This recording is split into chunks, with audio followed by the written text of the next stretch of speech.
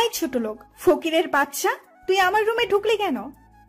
না মানে আপনাকে আন্টি নাস্তা খাওয়ার জন্য ডাকছে।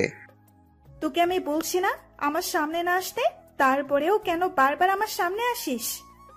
আপনি কেন আমাকে এত অপমান করেন? আপনি যা বলেন আমি তো তাই করি। এ কথা বলার সাথে সাথে ঠাস করে নীলা ম্যাডাম আমার গালে একটা চড় মারল। আমি গালে হাত দিয়ে দাঁড়িয়ে আছি। তোর সাহস দেখে আমি অবাক হচ্ছি, তুই আমার কথার উপর কথা বলিস। এ কথা বলে এর আগে হন হন করে নিচে চলে গেল। আসুন এবার আমার পরিচয় দিয়ে দেই। এতক্ষণ যার সাথে কথা বললাম সে হলো বড়লোক বাবার একমাত্র মেয়ে। ওর বাবা এদেশের টপ বিজনেসম্যানদের মধ্যে একজন, সে কারণে ওর এত অহংকার। নীলা ম্যাম এবার ইন্টার দ্বিতীয় বর্ষে পড়ে। সত্যি নীলা ম্যাম যতটা অহংকারী, আঙ্কেল আন্টি ঠিক তার বিপরীত। তাদের মাঝে কোনো অহংকার নেই, তারা আমাকে অনেক ভালোবাসে। ছোটবেলা থেকে এতিমখানায় বড় হয়েছি। এতিমখানায় থাকতে কয়েকটা টিউশনি করাতাম, সেগুলো দিয়েই পড়ালেখার খরচ চালাতাম। তারপর এসএসসি পাশ করে যখন কলেজে ভর্তি হলাম, তখন এতিমখানার মালিক আমার হাতে কিছু টাকা দিয়ে বলল তারা নাকি আমাকে আর এখানে রাখতে পারবে না। সেদিনই এতিমখানা থেকে আমার যাবতীয় জিনিসপত্র নিয়ে বেরিয়ে পড়লাম অজানা উদ্দেশ্যে। রাস্তা দিয়ে হাঁটছি আর ভাবতে লাগলাম কোথায় থাকবো, কি করব, এই পৃথিবীতে তো আমার আপন বলতে কেউ নেই। এসব কথা ভেবে আনমনে হাঁটছিলাম। হঠাৎ কিছু দূর যেতেই দেখলাম একটা লোক রাস্তায় অজ্ঞান হয়ে পড়ে আছে। আমি দৌড়ে তার কাছে গেলাম। লোকটার কাছেই যেতেই দেখলাম অজ্ঞান হয়ে পড়ে আছে। তারপর আমি তাকে তুলে পাশের একটা হাসপাতালে নিয়ে গেলাম। হাসপাতালে নেওয়ার কিছুক্ষণ পরেই লোকটার জ্ঞান ফিরে আসে। তারপর আমি আমার সবকিছু আঙ্কেলকে বললাম। তারপর উনি আমাকে ওনার বাড়িতে নিয়ে গেলেন। এভাবে আঙ্কেলের সাথে পরিচয়। বর্তমানে আসা যাক। এদিকে নিচ থেকে আমার ডাক আসলো, মানে আন্টি আমাকে নাস্তা করার জন্য ডাকছে। নাস্তার টেবিলে যেতেই নীলা ম্যাম আমাকে দেখে দাঁড়িয়ে পড়ল। কিরে মা, তোর আবার কি হলো? বাবা, তোমাকে আমি কতবার বলবো এই ছোট লোকটার সাথে আমি এক টেবিলে বসে খেতে পারবো না। আচ্ছা, তুই সবসময় ওর সাথে এমন ব্যবহার কেন করিস? ও তো আমাদের মতো একটা মানুষ, ওর কি কষ্ট হয় না? ছোট লোকের আবার কষ্টও হয়? আমাকে উদ্দেশ্য করে বলল, তুই এখনো দাঁড়িয়ে আছিস? যা, নাস্তা নিয়ে তোর রুমে চলে যা।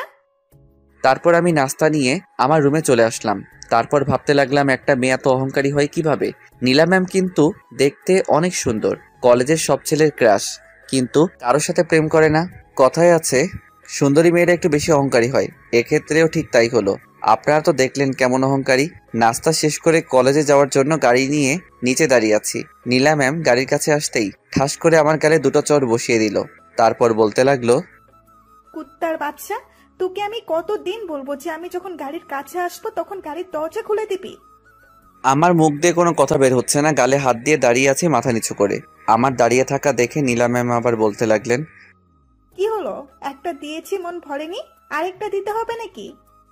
সরি ম্যাম, এইরকম ভুল আর কখনো হবে না। সেটাই তোর জন্য ভালো হবে। তারপর আমি আর কোনো কথা না বলে দরজা খুলে দিলাম। নীলা ম্যাম গাড়ির ভিতরে গিয়ে বসলেন এবং আমি গাড়ি স্টার্ট দিলাম। গাড়ি চালাতে চালাতে মা বাবার কথা ভাবতে লাগলাম। মা বাবা, তোমরা কেন আমাকে একা করে চলে গেলে? আজ যদি তোমরা বেঁচে থাকতে তাহলে হয়তো আমাকে এই দিন দেখতে হতো না। এইসব কথা ভাবতে ভাবতে গাড়ি নিয়ে সোজা কলেজে চলে আসলাম। ও, আপনাদের তো বলা হয়নি, নীলা ম্যাম আর আমি একসাথে পড়ি। উনি এবার ইন্টার সেকেন্ড ইয়ারে পড়ে, আমিও সেম। তারপর নীলা ম্যাম গাড়ি থেকে নেমে ওনার ফ্রেন্ডদের কাছে চলে গেলেন আর আমি গাড়িতে বসে আছি, কারণ আমার কোনো বন্ধু নেই, তাই ক্লাস শুরু হওয়া পর্যন্ত গাড়ির ভিতরে বসে থাকি। এদিকে নীলা ম্যাম ওনার বান্ধবীদের কাছে যেতেই ওনার এক বান্ধবী বলল, কি রে নীলা, আজকে এত লেট করলি কেন? আর বলিস না, ছোট লোকটার সাথে ঝগড়া করতে গিয়ে দেরি হয়ে গেল। তুই কি আরিয়ানের কথা বলছিস? তো আর কথা বলবো, সকাল সকাল মাথাটা খারাপ করে দিল। কি করেছে ও, তুই এত রেগে আছিস? তারপর নীলা ম্যাম সকালে যা হয়েছে সবকিছু বলল। কি, তুই এই সামান্য কারণে ছেলেটার গায়ে হাত তুললি? তোর তো দেখছি ছোট লোকটার জন্য দরদ একেবারে উতলায় উঠছে। আচ্ছা, ও তো আমাদের মতো একজন মানুষ, ওর কি কষ্ট হয় না বল? ছোটবেলা থেকেই ছেলেটা মা বাবা হারিয়েছে। তোর যখন এতই দরদ হচ্ছে তাহলে জানা ওকে গিয়ে একটু আদর করে দে। এ কথা বলার সাথে সাথে নীলা ম্যাম সহ বাকি সবাই হাসতে লাগলো। যত খুশি তত হাস, একদিন সবাই তোরা তোদের ভুল বুঝতে পারবি। এখন জ্ঞান দেওয়া বন্ধ করে চল ক্লাসে যাই। তারপর নীলা ম্যাম আর ওনার ফ্রেন্ডরা ক্লাসে চলে গেলেন। এদিকে আমি গাড়ির ভিতরে বসে থাকতে থাকতে বোর হয়ে যাচ্ছি, তাই আমিও ক্লাসে চলে গেলাম। ক্লাসে ঢুকতেই হঠাৎ কারোর সাথে ধাক্কা লেগে পড়ে গেলাম। কিসের সাথে ধাক্কা খেলাম সেটা দেখতে যেই নিচে তাকালাম, অমনি আমি তো ভয় শেষ, কারণ নিচে একটা পরী বসে আছে আর আমার দিকে রাগীভাবে তাকিয়ে আছে। আমি তো ভয় শেষ, হাঁটু কাঁপতে লাগলো, কারণ এরকম পরিস্থিতিতে আগে কখনো পড়িনি, তাই ভয়টা একটু বেশি লাগছে। আমার এমন ভয় পাওয়া দেখে মেয়েটা বলতে লাগলো, এই যে মিস্টার, কি হলো? চোখে দেখেন না নাকি? সরি, আমি আপনাকে দেখতে পাইনি, প্লিজ আমাকে ক্ষমা করে দিন। এদিকে মেয়েটা আমার এইভাবে কথা বলা দেখে ভাবতে লাগলো, কি ব্যাপার, দোষ তো আমারও ছিল, কেন ক্ষমা চাইছে? না, ছেলেটাকে দেখে তো ভালো মনে হচ্ছে। ক্ষমা পরে দেখা যাবে, আগে আমাকে টেনে তুলুন। তুলসী। এই বলে আমি মেয়েটাকে টেনে তুললাম। তারপর আমি বলতে লাগলাম, আপনি আমাকে ক্ষমা করেছেন তো? আসলে আমি আপনাকে দেখতে পাইনি। না, আমি আপনাকে ক্ষমা করব না। আমি তো আপনার কাছে ক্ষমা চেয়েছি, আর তাছাড়া দোষ কিন্তু আপনারও আছে। আসলে এখানে আমার কোনো দোষ নেই, মেয়েটা নিজেই কোত্থেকে এসে আমার সাথে ধাক্কা খেলো। মেয়েটাকে দেখেই বড়লোকের মেয়ে মনে হচ্ছে, আর আপনারা তো জানেন বড় লোকরা কেমন, তাই আমি আগেই সরি বললাম। কি বললেন আপনি? আমার দোষ ছিল? আমি এখনই প্রিন্সিপাল স্যারের কাছে আপনার নামে নালিশ নিয়ে যাচ্ছি। আপনি আমাকে যা শাস্তি দিবেন দিন, তবুও স্যারের কাছে নালিশ দিবেন না প্লিজ, মনে মনে বলতে লাগলো। না, এবার মনে হয় একটু বেশিই যাচ্ছে। বেচারা কান্না করে দিল। কি হলো, কিছু বলছেন না কেন? ঠিক আছে, স্যারকে কিছু বলবো না, তবে আজকে থেকে আমি যা বলবো তাই শুনতে হবে। আজব তো, আপনি কে যে আপনার কথা আমাকে শুনতে হবে? ওকে, আমার কথা না শুনলেও একটু পর প্রিন্সিপাল এসে যা বলবে তা কি না শুনতে পারবেন? মেয়েটার কথা বলার দেখেই আমি বুঝে গেলাম ও কি বলতে চাইছে, তাই আমি আর কোনো কথা না বলেই হ্যাঁ বলে দিলাম। না, আপনি যা বলবেন আমি তাই শুনবো। ওকে, ঠিক আছে। এখন বলুন আমাকে কি করতে হবে? বেশি কিছু না, এখন আপাতত আমার সাথে বন্ধুত্ব করতে হবে। এই আপনার মতলবটা কি বলেন তো? আমি তো আপনাকে বন্ধু হতে বললাম, এতে মতলবের কি আছে? না মানে আমি মনে করছিলাম আপনি আমাকে শাস্তি দিবেন তাই, আর তাছাড়া এখন পর্যন্ত আমার সাথে কোনো ছেলেই বন্ধুত্ব করলো না, আর আপনি তো মেয়ে। কে আপনার সাথে বন্ধুত্ব করলো কি করলো না আমার তাতে কিছু যায় আসে না। এখন বলুন আমার সাথে বন্ধুত্ব করবেন কি না? আমি ভাবতে লাগলাম কলেজে আসলো তো সারাক্ষণ একাই থাকি, তার চেয়ে বরং এর সাথে বন্ধুত্ব করলে মন্দ হয় না। আচ্ছা ঠিক আছে, আমি রাজি। ওকে, তাহলে আজ থেকে আমরা একে অপরকে তুই করে বলবো। তারপর ওর সাথে পরিচয় হয়ে নিলাম। ওর নাম হচ্ছে তাবাসসুম তিশা। এখানে ওর নানুবাড়িতে থেকে লেখাপড়া। ওর বাবা একজন বড় ব্যবসায়ী। ওর সাথে পরিচয় হতে হতে ক্লাসে স্যার চলে আসলো। তারপর ও ওর জায়গায় চলে গেল আর আমি আমার জায়গায়। এভাবে প্রত্যেকটা ক্লাস শেষ করলাম। তারপর ক্লাস শেষ করে যেই বের হতে লাগলাম, অমনি পেছন থেকে কেউ একজন ডাকলো। সে আর কেউ নয়, নীলা ম্যাম। আমার কাছে এসে বলতে লাগলো, এই শোন, আমার জুতোগুলো ময়লা হয়ে গেছে, এক্ষুনি গিয়ে পালিশ করে নিয়ে আয় যা। এখন তো আপনি বাড়িতে যাবেন, তাহলে জুতা পালিশ করার কি দরকার? এ কথা বলার সাথে সাথে নীলা ম্যাম আমার গালে একটা ঠাস করে বসিয়ে দিলেন আর রেগে বলতে লাগলেন, তোর সাহস দেখে আমি অবাক হচ্ছি, তুই আমার কথার উপর কথা বলছিস। এই কথা বলে নীলা ম্যাম জুতাগুলো আমার গায়ের উপর ছুঁড়ে মারলেন। এই নে, তোর হাতে 5 মিনিট সময় আছে, এর মধ্যে তুই জুতোগুলো পালিশ করে নিয়ে আসবি। তারপর আমি আর কোনো কথা না বলে জুতাগুলো পালিশ করতে নিয়ে গেলাম। জুতা পালিশ করে যেই নীলা ম্যামের কাছে গেলাম, কলেজে গিয়ে দেখি নীলা ম্যাম কোথাও নেই, গাড়িটাও নেই। তার মানে উনি বাড়ি চলে গেছেন। এসব ভাবতে ভাবতে হঠাৎ আমার ফোনটা বেজে উঠলো। ফোনটা হাতে নিয়ে দেখি নীলা ম্যাম কল দিয়েছেন। তারপর কল রিসিভ করতেই উনি বলতে লাগলেন, ওই, তুই এখন কোথায় আছিস? ম্যাম আমি তো কলেজে, আপনি কোথায়? দেখতে পাচ্ছি না যে। শোন, আমি বাড়ি চলে আসছি, তুইও বাড়ি চলে আয়। তার মানে উনি এসব অপমান করার জন্য করলেন। এখন যদি আমি ওনার সাথে সাথে কথা কাটাকাটি করি তাহলে বাড়ি গেলে নিশ্চিত আমার কপালে দুঃখ আছে। তাই আমি একটু শান্তভাবে বললাম, আমি আসছি। তারপর কল কেটে দিলেন। আজ আমি এতিম বলে উনি আমার সাথে যা খুশি তাই করছেন। কেন, এতিমরা কি মানুষ না? আমাদের কি কষ্ট হয় না? এসব ভাবতে ভাবতে দু চোখ পানিতে ভরে গেল। হঠাৎই কেউ একজন আমার সামনে একটা টিস্যু ধরলো। আমি কোনো দিকে না তাকিয়ে টিস্যুটা হাতে নিয়ে চোখের পানিগুলো মুছলাম। চোখ মুছে যেই সামনে তাকাতেই দেখি তিশা দাঁড়িয়ে আছে। আমাকে বলতে লাগলো, কি জনাব, কান্না করছিলেন কেন? কই কান্না করছি, চোখে কি যেন একটা পড়লো। তুই কি ভেবেছিস আমি কিছু দেখিনি? দেখলে আবার জিজ্ঞেস করছিস কেন? আচ্ছা, ও কি তোর সাথে সবসময় এরকম ব্যবহার করে? সুযোগ পেলে অপমান করে, আজ তো দেখলি। ও তোর সাথে এমন করে, তুই কিছু বলতে পারিস না? তুই আমার ব্যাপারে সব জানিস। ওরা যদি না থাকতো তাহলে আমার কি হতো? হয়তো রাস্তায় পড়ে মরে থাকতাম। তুই এত ভালো কেন রে? আচ্ছা, আমি যে ভালো তা কিভাবে বুঝলি? খারাপও তো হতে পারি। সকালে যেটা হলো সেটাতে তোর কোনো দোষ ছিল না, তারপরও তুই দোষ স্বীকার করলি। তখনই আমি বুঝে গেছি তুই কেমন।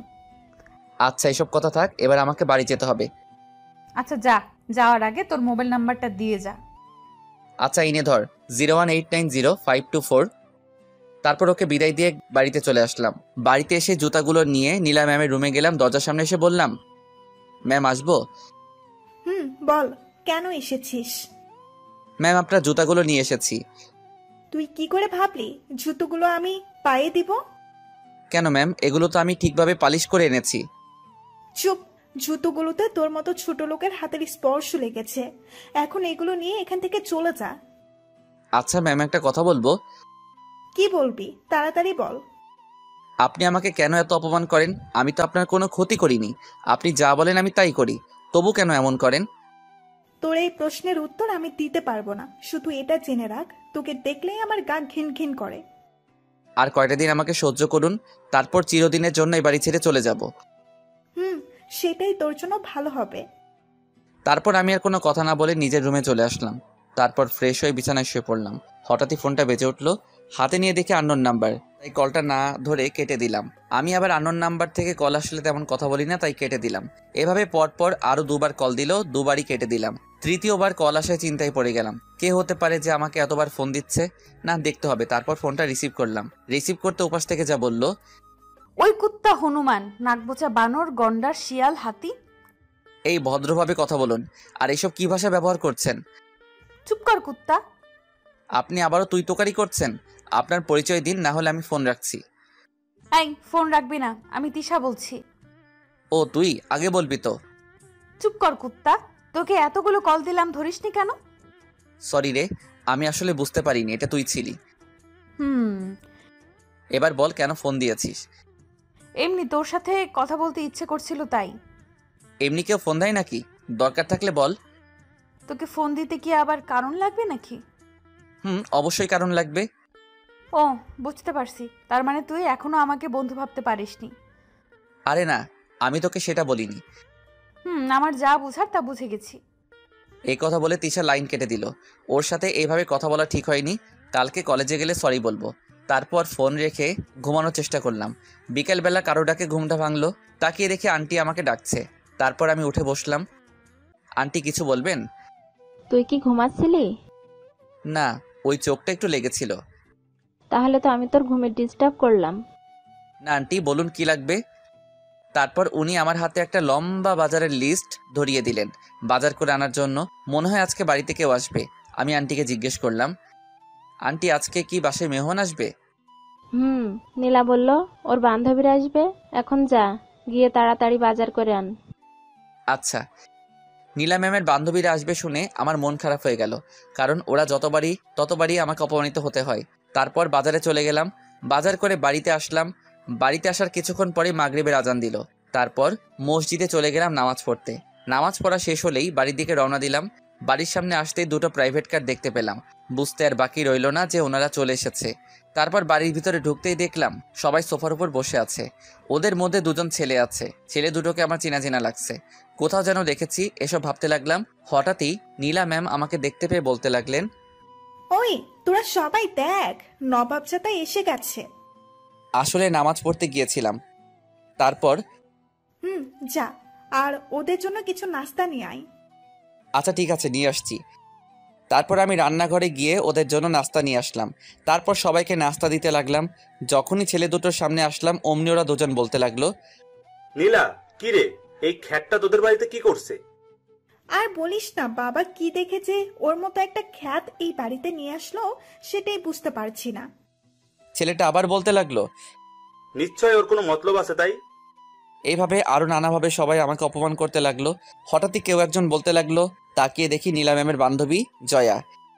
এই তোরা সবাই কি শুরু করলি? যে একটু সুযোগ পেলি অমনি সবাই মিলে ছেলেটাকে অপমান করা শুরু করলি। কি রে, তোর আবার কি হলো? কিছুদিন ধরে দেখছি তুই ওর হয়ে একটু বেশিই কথা বলছিস। আমি ওর হয়ে কোনো কথা বলছি না, শুধু তোদের ভুলটা ধরিয়ে দিচ্ছি। ও আচ্ছা, এখন কি আমাকে তোর কাছে ঠিক ভুল শিখতে হবে নাকি? হ্যাঁ, অবশ্যই শিখতে হবে, কারণ তোর মাঝে অহংকারী মনোভাবটা একটু বেশি আছে। তুই কিন্তু এবার একটু বেশিই বলছিস। উচিত কথা বললাম তো, তাই। দেখ, তুই যদি আজকে আমার ফ্রেন্ড না হয়ে অন্য কেউ হতি, তাহলে আমি তোর সাথে কি যে করতাম। তুই কি করবি আমার জানা আছে, পারবি শুধু কথায় কথায় মানুষকে অপমান করতে। এদিকে আমি দর্শকের মতো দাঁড়িয়ে ওদের দুজনের ঝগড়া দেখছি, মনে হচ্ছে যেন আমি টিভিতে কোনো সিরিয়াল দেখছি। আমি ভাবতে লাগলাম জয়ার হঠাৎ আবার কি হলো? কিছুদিন আগেও তো আমাকে অপমান করার জন্য সারাক্ষণ আমার পিছনে পড়ে থাকতো, আর এখন সেই কিনা আমার হয়ে প্রতিবাদ করছে। এভাবে ঝগড়া করতে করতে এক পর্যায়ে জয়া বলল, তোর সাথে বন্ধুত্ব করে আমি অনেক বড় ভুল করে ফেলেছি। যে মানুষকে মানুষ মনে করে না, তার সাথে আবার কিসের বন্ধুত্ব? এই কথা বলে জয়া চলে গেল। এদিকে জয়া চলে যাওয়ার পর নীলা ম্যাম আমার সামনে এসে ঠাস করে একটা চড় মেরে বলল, আজ শুধুমাত্র তোর কারণে জয়া আমার সাথে এরকম ব্যবহার করলো। বল, তুই ওকে কি জাদু করেছিস? গালে হাত দিয়ে মাথা নিচু করে দাঁড়িয়ে আছি, মুখ দিয়ে কোনো কথা বের হচ্ছে না। কি হলো, কথা বলছিস না কেন? কি বলবো? তোকে তো আমি পরে দেখে নিব, আগে এদের বিদায় করি। তারপর নীলা ম্যাম ওনার বাকি ফ্রেন্ডদের সাথে মজা করতে লাগলেন। আমার আবার ছেলে দুটোর উপর চোখ পড়লো। ওদের কোথাও যেন দেখেছি, কিন্তু মনে করতে পারছি না। ছেলে দুটোর মধ্যে একজন বলে উঠল, নীলা, এবার আমাদের যেতে হবে। আর আঙ্কেল কোথায়? ওনাকে দেখছি না যে। বাবা কিছুদিনের জন্য দেশের বাইরে গেছে, এই তো কিছুদিন পরেই চলে আসবে। তারপর নীলা ম্যামের সব ফ্রেন্ডরা খাওয়া দাওয়া করে চলে গেলেন। ওরা সবাই চলে যেতেই নীলা ম্যাম আমার সামনে এসে আমার দিকে রাগী দৃষ্টিতে তাকিয়ে চলে গেলেন। আমি বুঝতে পারলাম আজকে রাতে আমার ঘুমের 12টা বাজবে, কারণ নীলা ম্যাম যখন বেশি রেগে থাকেন উনি তখন আমাকে দিয়ে সারা রাত ওনার সেবা করান। তারপর আমিও আর দাঁড়িয়ে না থেকে আমার রুমে চলে আসলাম। আমার মাথায় শুধু ছেলেগুলোর কথা আসছে, কোথায় দেখেছি ধুর কিছুই মনে আসছে না। এদিকে ডিনার করার জন্য নিচ থেকে আন্টির ডাক আসলো, তাই নিচে চলে গেলাম। তারপর খাওয়া দাওয়া করে আবার উপরে চলে আসলাম। বিছানায় শুয়ে আছি, কিন্তু চোখে কিছুতেই ঘুম আসছে না, তাই উঠে ছাদে গেলাম। গিয়ে কিছুক্ষণ হাঁটাহাঁটি করে রুমে আসলাম। রুমে আসার কিছুক্ষণ পরে নীলা ম্যামের নাম্বার থেকে একটা কল আসলো। আমার আর বুঝতে বাকি রইল না যে কেন ফোন দিয়েছে। আমিও আর বসে না থেকে ওনার রুমে চলে গেলাম। গিয়ে দেখি বিছানায় বসে মোবাইল চালাচ্ছে। আমি যেতেই বলতে লাগলো, কিরে, তোর আসতে এত সময় লাগলো কেন? আমি তো আপনার ফোন পাওয়ার সাথে সাথে চলে এলাম। চুপ, আবার মুখে মুখে কথা বলছিস? আমার সাথে সাথে আয়। এমনি অনেক শীতের রাত, তাই ভাবতে লাগলাম উনি আজকে আমাকে কি শাস্তি দিবেন। বাথরুমের সামনে এসে বলতে লাগলেন, বাথরুমের ভেতরে গেলে কিছু জামা কাপড় দেখতে পাবি, যা বসে বসে ওগুলো কাচতে শুরু কর। ভালোভাবে কাচবি, যাতে একটা ময়লাও না থাকে। কি? কিন্তু ম্যাম, ওগুলোর জন্য এক্সট্রা কাজের লোক আছে। আছে, কিন্তু ওরা ঠিক মতো ধুতে পারে না, তাই আজ তোকে দিয়ে করাচ্ছি। এখন কথা না বলে কাজে লেগে পড়। এই কথা বলে নীলা ম্যাম চলে গেলেন। আমি মনে মনে বলতে লাগলাম, কি শয়তান মেয়ে রে বাবা, এই শীতের রাতে নাকি আমাকে কাপড় কাচতে হবে, আর কি কি করাবে কে জানে। এইভাবে নীলা ম্যাম সারা রাত আমার উপর অত্যাচার করলেন। উনি নিজেও ঘুমাননি, শুধুমাত্র আমাকে কষ্ট দেওয়ার জন্য। কি ডেঞ্জারাস মেয়ে রে। ফজরের আজানের একটু আগে নীলা ম্যাম ঘুমিয়ে পড়লেন। তারপর আমিও আমার রুমে চলে আসলাম। তারপর মসজিদে চলে গেলাম। মসজিদ থেকে বাড়ি আসতেই দেখি আন্টি আর নীলা ম্যাম নাস্তা করছে। তারপর আমি আমার নাস্তা নিয়ে রুমে চলে আসলাম।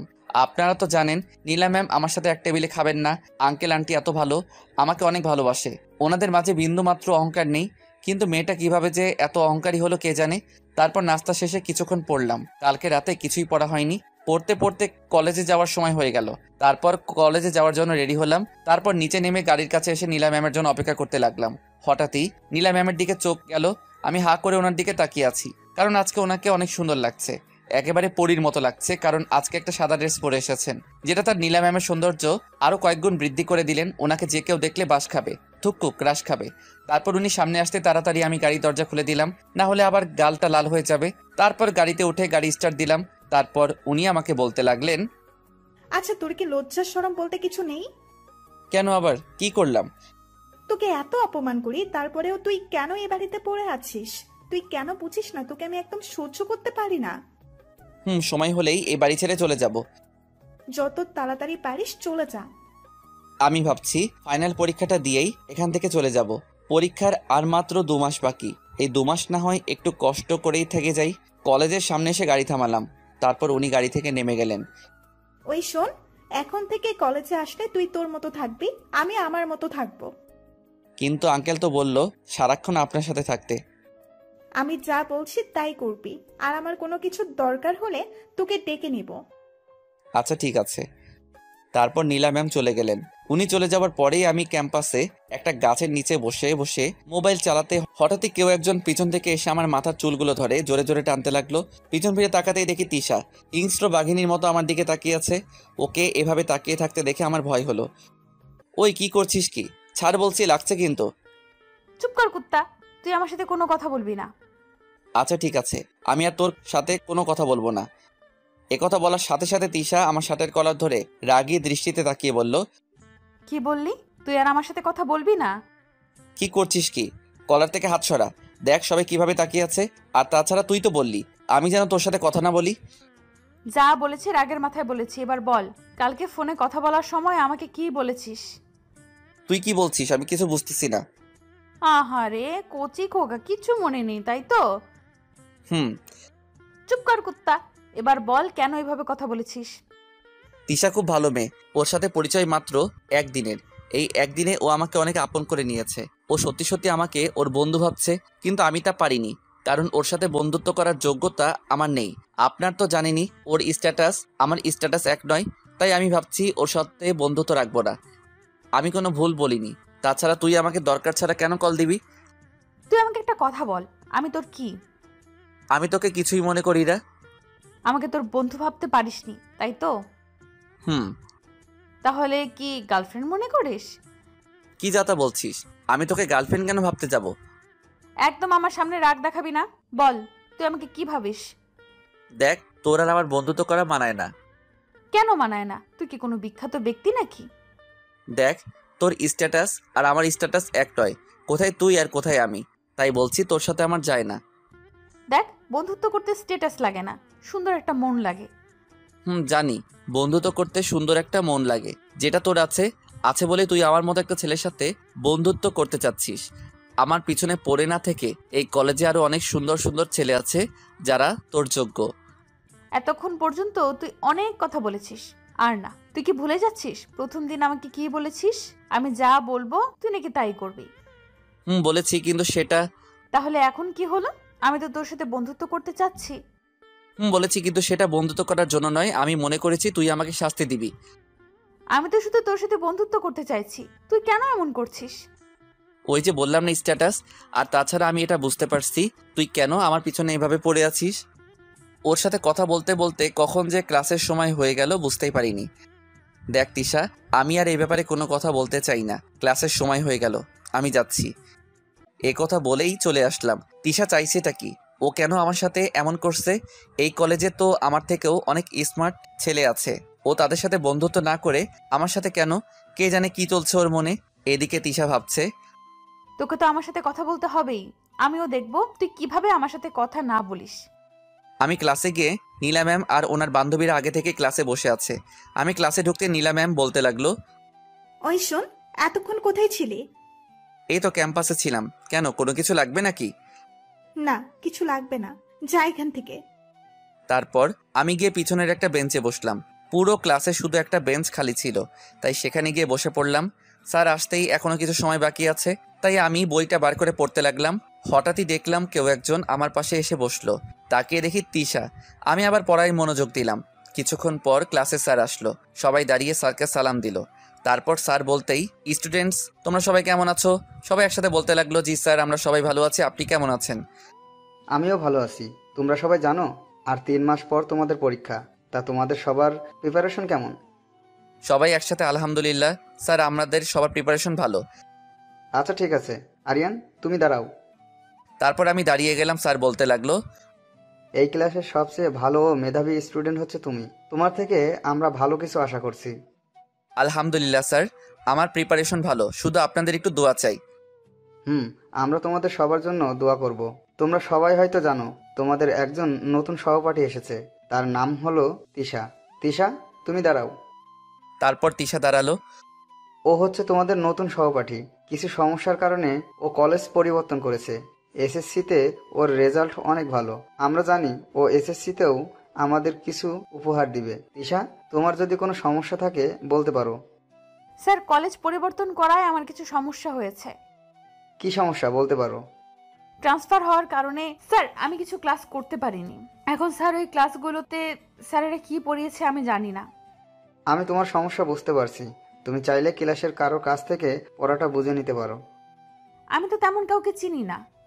আচ্ছা ঠিক আছে, আরিয়ান তুমি দাঁড়াও। ও হচ্ছে আরিয়ান, এই ক্লাসের সব থেকে ভালো স্টুডেন্ট। তুমি চাইলে ওর থেকে পড়া বুঝে নিতে পারো। আরিয়ান, তোমাকে বলছি, তুমি ওকে সব পড়া ভালোভাবে বুঝিয়ে দিবে, ঠিক আছে? মনে মনে ভাবতে লাগলাম, যতই ওর দূরে থাকার চেষ্টা করছি ও তো দেখছে আরো আমার কাছে আসছে। আচ্ছা ঠিক আছে। তারপর স্যার ক্লাস করে চলে গেলেন। তিশা দেখে আমার দিকে তাকিয়ে হাসছে। কি হলো, এখানে হাসির কি আছে? আহারে বেচারা, তোর মুখটা দেখে আমার হাসি পাচ্ছে। দাঁত দেখানো বন্ধ কর। এই যে মহাশয়, এখন বেশি কথা না বলে আমাকে পড়াটা বুঝিয়ে দাও দেখি। আমি স্যার নই যে তোকে পড়া বোঝাবো। স্যারকে বলিস বুঝিয়ে দিবে। এই তুই কি ভুলে গেছিস স্যার একটু আগে কি বলে গেল? মনে আছে, কিন্তু আমি তোকে এখন পড়া বোঝাতে পারবো না। বেশি কথা না বলে যা তো এখান থেকে। না, তোকে এখনই বুঝিয়ে দিতে হবে। তিশা দেখ, এখন আমার ভালো লাগছে না। ওকে, তাহলে আমি যাচ্ছি স্যারের কাছে। এ কথা বলেই তিশা উঠে দাঁড়ালো। আমি ভাবতে লাগলাম, এখন যদি ওকে পড়াটা না বুঝিয়ে দেই তাহলে তো স্যারের কথা অমান্য করা হবে। না, তা আমি কিছুতেই করতে পারি না। এদিকে আমাকে এভাবে ভাবতে দেখে তিশা বলতে লাগলো, কি যাবো নাকি স্যারের কাছে? না, যাওয়ার দরকার নেই, বস এখানে। তারপর ওকে পড়া বুঝিয়ে দিতে লাগলাম। আমি খাতার দিকে তাকিয়ে ওকে পড়া বোঝাচ্ছিলাম। পড়া বোঝানো শেষ করে যেই ওর দিকে তাকালাম, দেখলাম ও হা করে আমার দিকে তাকিয়ে আছে। ওই কি হলো, বুঝেছিস? ও কোনো কথাই বলছে না। এবার আমার একটু রাগ হলো। রাগ উঠলে আমি নিজেকে কন্ট্রোল করতে পারি না। দিলাম কষে একটা থাপ্পড় ওর গালে। থাপ্পড় খেয়ে ও চোখ বড় বড় করে আমার দিকে তাকিয়ে আছে। তারপর গালে হাত দিয়ে বলতে লাগলো, উত্তা, তুই আমাকে থাপ্পড় মারলি? মেরেছি, বেশ করেছি। তোকে সে কখন থেকে ডাকছি, কিন্তু তোর কোনো সাড়া নেই। তাই বলে তুই আমাকে থাপ্পড় মারবি? আমি এখনই স্যারকে বলে দিব। ও যখন গালে হাত দিয়ে কথাগুলো বলছিল না, তখন ওকে দেখতে একদম বাচ্চাদের মতো লাগছিল। দুহাত দিয়ে গাল দুটো টেনে দিতে ইচ্ছে করছিল। ওর এই অবস্থা দেখে মুহূর্তেই আমার সব রাগ উধাও হয়ে গেল। আমার হাসিও পাচ্ছে। আমি জোরে জোরে হাসতে লাগলাম। একে তো আমাকে থাপ্পড় মারলি, তারপর আবার হাসছিসও। আমার তো এমনি হাসি পাচ্ছে। দাঁড়া, স্যার আসুক, তাহলে আমি সব বলে দিব। হঠাৎই কেউ একজন এসে আমার সামনে দাঁড়ালো। আমি মাথা তুলে দেখি নীলা ম্যাম রাগী দৃষ্টিতে আমার দিকে তাকিয়ে আছে। তোকে একটা মেয়ের গায়ে হাত তোলার অধিকার কে দিল বল? ম্যাম, আমি তো। চুপ কর, তোদের মতো ছেলেদের না আমরা ভালো করে চিনি। এ কথা বলে ঠাস করে আমার গালে একটা চড় বসিয়ে দিল। তারপর বলতে লাগলো, তুই এক্ষুনি ওর কাছে হাত জোর করে ক্ষমা চাইবি। তারপর তিশা বলতে লাগলো, এই দাঁড়া, তোকে ক্ষমা চাইতে হবে না। ক্ষমা চাইবে না মানে? 100 বার ও ক্ষমা চাইবে। আপনি কে যে আপনাকে এখানে কি আসতে বলেছে? আর ও আমাকে থাপ্পড় মেরেছে, আপনাকে নয়। এখন জানতো এখান থেকে। আমি শুধু ওদের কথা শুনছি আর গালে হাত দিয়ে দাঁড়িয়ে আছি। আমি তোর কাছে বিচার করছিলাম, আর তুমি কিনা আমাকেই। যে মেয়ে অকারণে একটা ছেলের গায়ে হাত তুলে তাকে সবসময় অপমান করে, সে বিচার করবে। এ কথা বলে তিশা হাসতে লাগলো। তুমি কিন্তু এবার একটু বেশিই বলছো। কি হলো, এখনো দাঁড়িয়ে আছেন কেন? চলে যান বলছি। তারপর নীলা ম্যাম রাগে হনহন করতে করতে চলে গেল। তিশা আমাকে বলতে লাগলো, তো খুব লেগেছে তাই না? আরে না, এরকম চড় থাপ্পড় কত খেয়েছি। তার আগে তুই আমাকে ক্ষমা করে দে। ক্ষমা কি জন্য? ওই যে তোকে চড় মারলা সেই জন্য। ওই, আমাকে তোকে একবারও ক্ষমা চাইতে বলেছি? তুই মুখে বলছিস না, কিন্তু মনে মনে ঠিকই চাইছিস। আই চুপ কর, বেশি কথা না বলে পড়াটা আবার বুঝিয়ে দে। তারপর আর কি, আমি ওকে আবার পড়াটা বুঝিয়ে দিলাম। এইভাবে প্রত্যেকটা ক্লাস শেষ করলাম। ক্লাস শেষ হওয়ার সাথে সাথে বের হয়ে গেলাম। তিশা পিছন থেকে অনেক ডেকেছিল, কিন্তু আমি ওর কথা না শুনেই চলে আসলাম। তারপর গাড়ির কাছে এসে নীলা ম্যামের জন্য অপেক্ষা করতে লাগলাম। কিছুক্ষণ পরে নীলা ম্যাম চলে আসলেন। তারপর ওনাকে নিয়ে বাড়িতে চলে আসলাম। বাড়িতে এসে রুমে বসে কিছুক্ষণ রেস্ট নিচ্ছিলাম। শুয়ে থাকতে ভালো লাগছে না, তাই নিচে চলে গেলাম। গিয়ে দেখে আন্টি রান্নাঘরে কি যেন তৈরি করছেন। আমি গিয়ে বললাম, আন্টি কি রান্না করছেন? আর ওনাকে দেখে মনে হচ্ছে ওনার শরীর খারাপ। আন্টি কি রান্না করছেন? দেখ না, নীলার নাকি খিদে পেয়েছে, তাই ওর জন্য কিছু বানাতে আসলাম। তাই বলে আপনি খাবার বানাতে আসবেন আর আপনাকে দেখে মনে হচ্ছে আপনার শরীর খারাপ? মাথাটা একটু ব্যথা করছে। আপনাকে আর কিছু করতে হবে না, যান রুমে গিয়ে রেস্ট নিন। তারপর আমি জোর করে আমাকে রান্নাঘর থেকে পাঠালাম। আমি ভাবতে লাগলাম নীলা ম্যামের জন্য কি বানানো যায়। আমি আবার রান্নাটা ভালো পারি। এতিমখানায় যখন থাকতাম তখন রান্না শিখে নেই। তারপর অনেক ভেবে নীলা ম্যামের জন্য পাস্তা বানাতে লাগলাম। তারপর বানানো শেষ করে নীলা ম্যামের রুমে নিয়ে গেলাম। রুমের সামনে এসে দরজা নক করলাম। কে রে?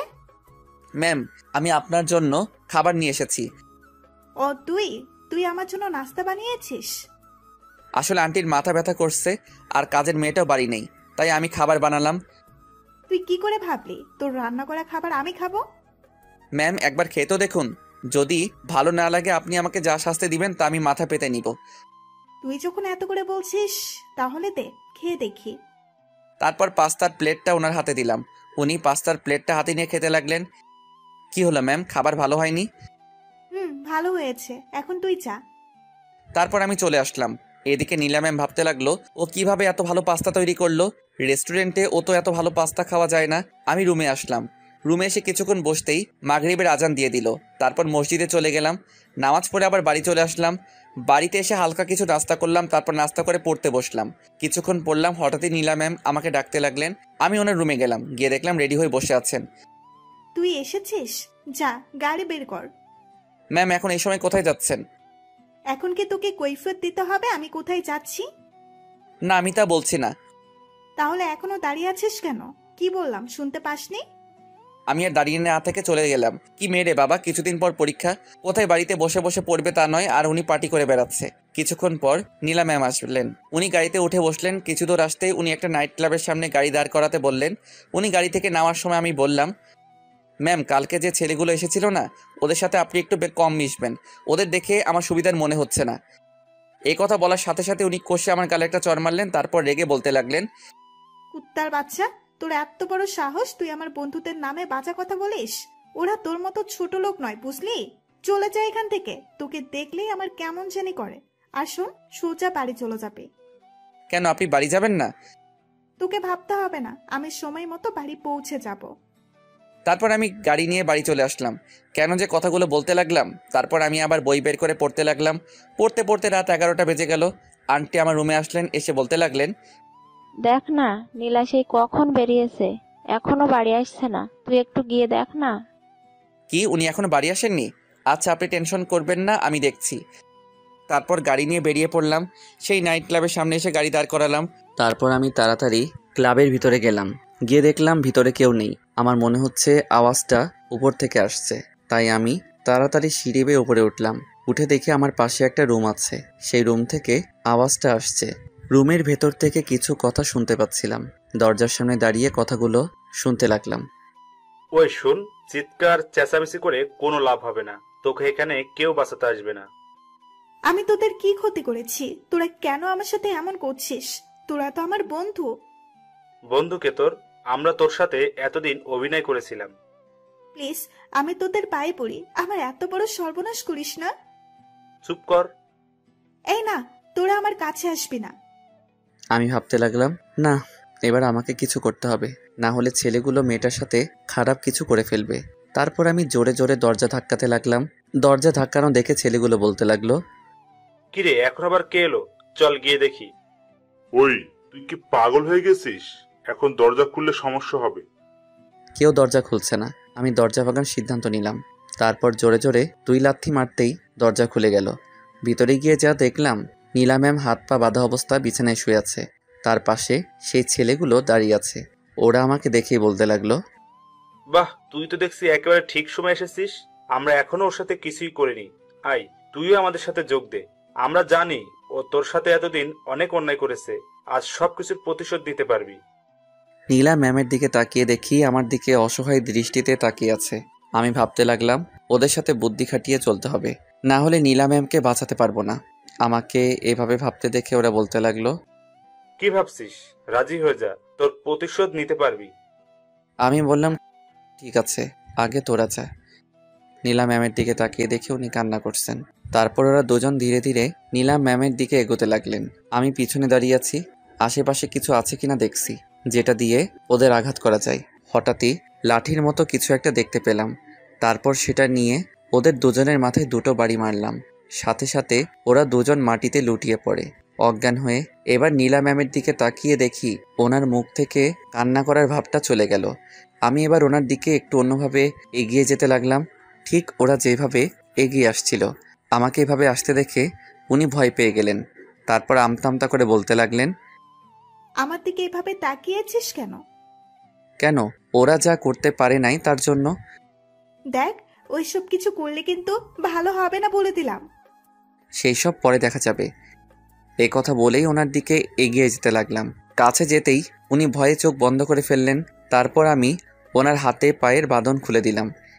এই ম্যাম, চোখ খুলেন, আমি আপনার হাত পা খুলে দেওয়ার জন্য এসেছি। দেখলেন, গরিবের কথা বাসি হলেও সত্যি। আমি আপনাকে আগেই বলছিলাম যেন ওদের সাথে না মিশেন।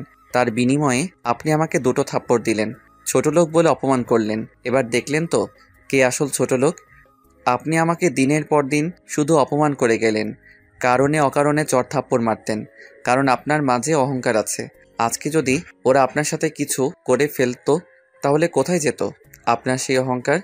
আমি আজ ইচ্ছে করলে এতদিন আপনি আমার সাথে যা কিছু করেছেন সব কিছুর প্রতিশোধ নিতে পারতাম, কিন্তু না, আমি তা করিনি, কারণ আমি সেই শিক্ষা পাইনি। আজ হয়তো অনেক কথা বলে ফেলেছি যেগুলো আমার বলা উচিত হয়নি, তার জন্য ক্ষমা করবেন। ও আরেকটা কথা, আপনাদের বাড়িতে আমি আর 2 মাস থাকবো, ফাইনাল পরীক্ষা দিয়ে চলে যাব। দয়া করে এই কয়টা দিন আমাকে সহ্য করুন, এবার বাড়ি যেতে হবে, চলুন।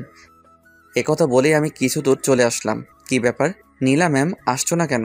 পিছন ফিরে তাকাতেই দেখে উনি মাটিতে বসে আছে। কি হলো, বসে গেলেন কেন?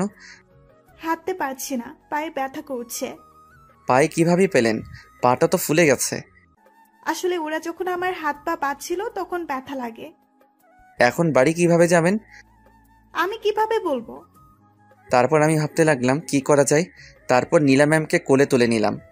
সরি ম্যাম, এছাড়া কোনো উপায় ছিল না। তারপর ওনাকে কোলে নিয়ে গাড়ির কাছে আসলাম, ওনাকে গাড়িতে বসিয়ে দিলাম। তারপর গাড়ি ড্রাইভ করে বাড়িতে চলে আসলাম। আটার বস্তাটাকে আবার কোলে নিতে হলো। ওনাকে নিয়ে বাড়ির ভিতরে ঢুকতেই দেখলাম আঙ্কেল আন্টি দুজনেই সোফায় বসে আছে। আমাদের এই অবস্থা দেখে দুজনেই দাঁড়িয়ে পড়লেন। আমি গিয়ে নীলা ম্যামকে সোফায় বসিয়ে দিলাম। আঙ্কেল আমার কাছে এসে বলতে লাগলো, বাবা, নীলার কি হয়েছে? সেটা আমার থেকে উনি ভালো বলতে পারবে। এ কথা বলেই আমি রুমে চলে আসলাম। এদিকে আঙ্কেল নীলা ম্যামকে জিজ্ঞাসা করলেন কি হয়েছে। তারপর নীলা ম্যাম প্রথম থেকে শেষ পর্যন্ত যা হলো সব কিছু বললেন। সব শোনার পর আঙ্কেল রেগে গিয়ে বলতে লাগলেন, কি, ওদের এত বড় সাহস? ওরা আমার মেয়ের সাথে এসব করতে চেয়েছে? তুই শুধু ওদের নাম বল। আমার মনে হয় ওরা এখনো ওখানেই আছে, তুমি পুলিশ পাঠিয়ে দাও। ঠিক আছে, তাই হবে। এদিকে আমি রুমে বসে ভাবতে লাগলাম আঙ্কেল বাড়িতে কখন এলেন, ওনার তো দেশের বাইরে থাকার কথা। এসব ভাবছিলাম, হঠাৎই দরজা ধাক্কানোর শব্দ পেলাম। দরজা খুলে দেখে আঙ্কেল দাঁড়িয়ে আছে। আমাকে দেখে সাথে সাথে জড়িয়ে ধরলেন। তারপর বলতে লাগলেন, তোমাকে কি বলে যে ধন্যবাদ দিব তা বুঝতে পারছি না। আঙ্কেল, ধন্যবাদের কি আছে, আমি তো আমার কাজ করেছি। তুমি একবার আমার জীবন বাঁচিয়েছো, আর আজ আমার মেয়ের। তুমি তো আমাকে ঋণী করে ফেললে। আঙ্কেল কি যে বলে না। চলো এবার নিচে চলো, ডিনার করবে। তারপর আমি নিচে চলে গেলাম। খাবার টেবিলে গিয়ে দেখলাম নীলা ম্যাম আগে থেকে বসে আছে। আমি গিয়ে আমার খাবারটা নিয়ে যেই চলে আসতে যাব, অমনি কেউ একজন বলল, তুমি এখানে বসে খেতে পারো, উপরে যেতে হবে না। কথাটা কে বলল তা শোনার জন্য যেই পিছনে ফিরলাম, আমি তো দেখলাম নীলা ম্যাম দাঁড়িয়ে আছে। আমি আঙ্কেলকে জিজ্ঞাসা করলাম, আঙ্কেল, কথাটা কি আপনি বলেছেন? না তো। তাহলে নিশ্চয়ই আন্টি বলেছে। না বাবা, আমি বলিনি। তাহলে কে বলল? নীলা ম্যাম বলতে লাগলেন, আমি বলেছি তুমি এখানে বসে খেতে পারো। আমি তো ওনার কথা শুনে হা হয়ে গেলাম। যেই মেয়ে আমাকে দেখতে পারে না, আমাকে দেখলেই নাকি তার গা জ্বলে, সে আমাকে তার সাথে এক টেবিলে খেতে বলছে, আবার তুমি করে বলছে। কি হলো, দাঁড়িয়ে আছো কেন, বসো। আঙ্কেল আন্টির দিকে তাকিয়ে দেখি ওনারাও হা করে তাকিয়ে আছে। আমার মতো হয়তো তারাও নীলা ম্যামের কথাগুলো বিশ্বাস করতে পারছে না। না ম্যাম, আমি এখানে বসে খাবার খেলে আপনার সমস্যা হবে। আমার কোনো সমস্যা হবে না, তুমি বসো। আমি আর কথা না বলে আমার খাবার নিয়ে উপরে চলে গেলাম। আমাকে এভাবে চলে যেতে নীলা ম্যাম আঙ্কেলকে বলতে লাগলো, বাবা, ও চলে গেল কেন? তুই ওর সাথে এতদিন যা করেছিস, তারপর তুই কি করে ভাবলি ও তোর সাথে বসে এক টেবিলে খাবার খাবে? আজ যদি ওর জায়গায় অন্য কেউ থাকতো তাহলে তোর থেকে সবকিছুর প্রতিশোধ নিত। ওর সাথে আর খারাপ ব্যবহার করিস না। এবার খাবারটা শেষ কর। এদিকে আমি রুমে এসে খাবার খেতে লাগলাম। খাবার খাওয়া শেষ করে ঘুমানোর প্রস্তুতি নিলাম। চোখ বন্ধ করে ঘুমানোর চেষ্টা করলাম, কিন্তু ঘুম আসছে না। শুধু নীলা ম্যামের কথাগুলো মনে পড়ছে। উনি কিভাবে আমার সাথে এত ভালো ব্যবহার করছেন, এমনটা তো হওয়ার কথা নয়। হয়তো ওনার সম্মান বাঁচিয়েছি তাই ভালো ব্যবহার। ধুর, মাথায় কিছু আসছে না। কে জানে কি চলছে ওর মনে। নীলা ম্যাম রুমে এসে ভাবতে লাগলেন, আজ পর্যন্ত ছেলেটাকে শুধু অপমান করে গেলাম। সত্যিই তো, আজ যদি ওর জায়গায় অন্য কেউ থাকতো তাহলে হয়তো আমার সাথে খারাপ কিছু হতো না। এতদিন যা অন্যায় করেছি সবকিছুর জন্য ক্ষমা চাইতে হবে। আমি ঘুমানোর চেষ্টা করছি, কিন্তু কিছুতেই ঘুম আসছে না। তাই মনে করলাম কিছুক্ষণ ফোন ঘাটাঘাটি করি। ফোনটা হাতে নিয়ে বন্ধ হয়ে গেছে। দূর, এখন কি করব? তারপর ফোনটা চার্জে লাগিয়ে ঘুমানোর চেষ্টা করলাম। ফজরের আজানের শব্দে ঘুমটা ভেঙে গেল। তারপর উঠে মসজিদে চলে গেলাম। নামাজ পড়া শেষ করে বাইরে কিছুক্ষণ হাঁটাহাঁটি করলাম। তারপর বাসায় চলে আসলাম। এসে দেখতে পেলাম এখনও কেউ ঘুম থেকে ওঠেনি। তাই আমি রুমে এসে পড়া শুরু করে দিলাম। আমি মাথা নিচু করে বই পড়ছিলাম। হঠাৎই কেউ একজন চা হাতে নিয়ে আমার সামনে দাঁড়ালো। আমি ভাবলাম হয়তো কাজের মেয়েটা এসে, তাই না দেখে বলতে লাগলাম, চাটা এখানে রেখে চলে যাও। মেয়েটা বলে আচ্ছা ঠিক আছে। আমি ভাবতে লাগলাম কি ব্যাপার, ওর ভয়েস চেঞ্জ হলো কিভাবে।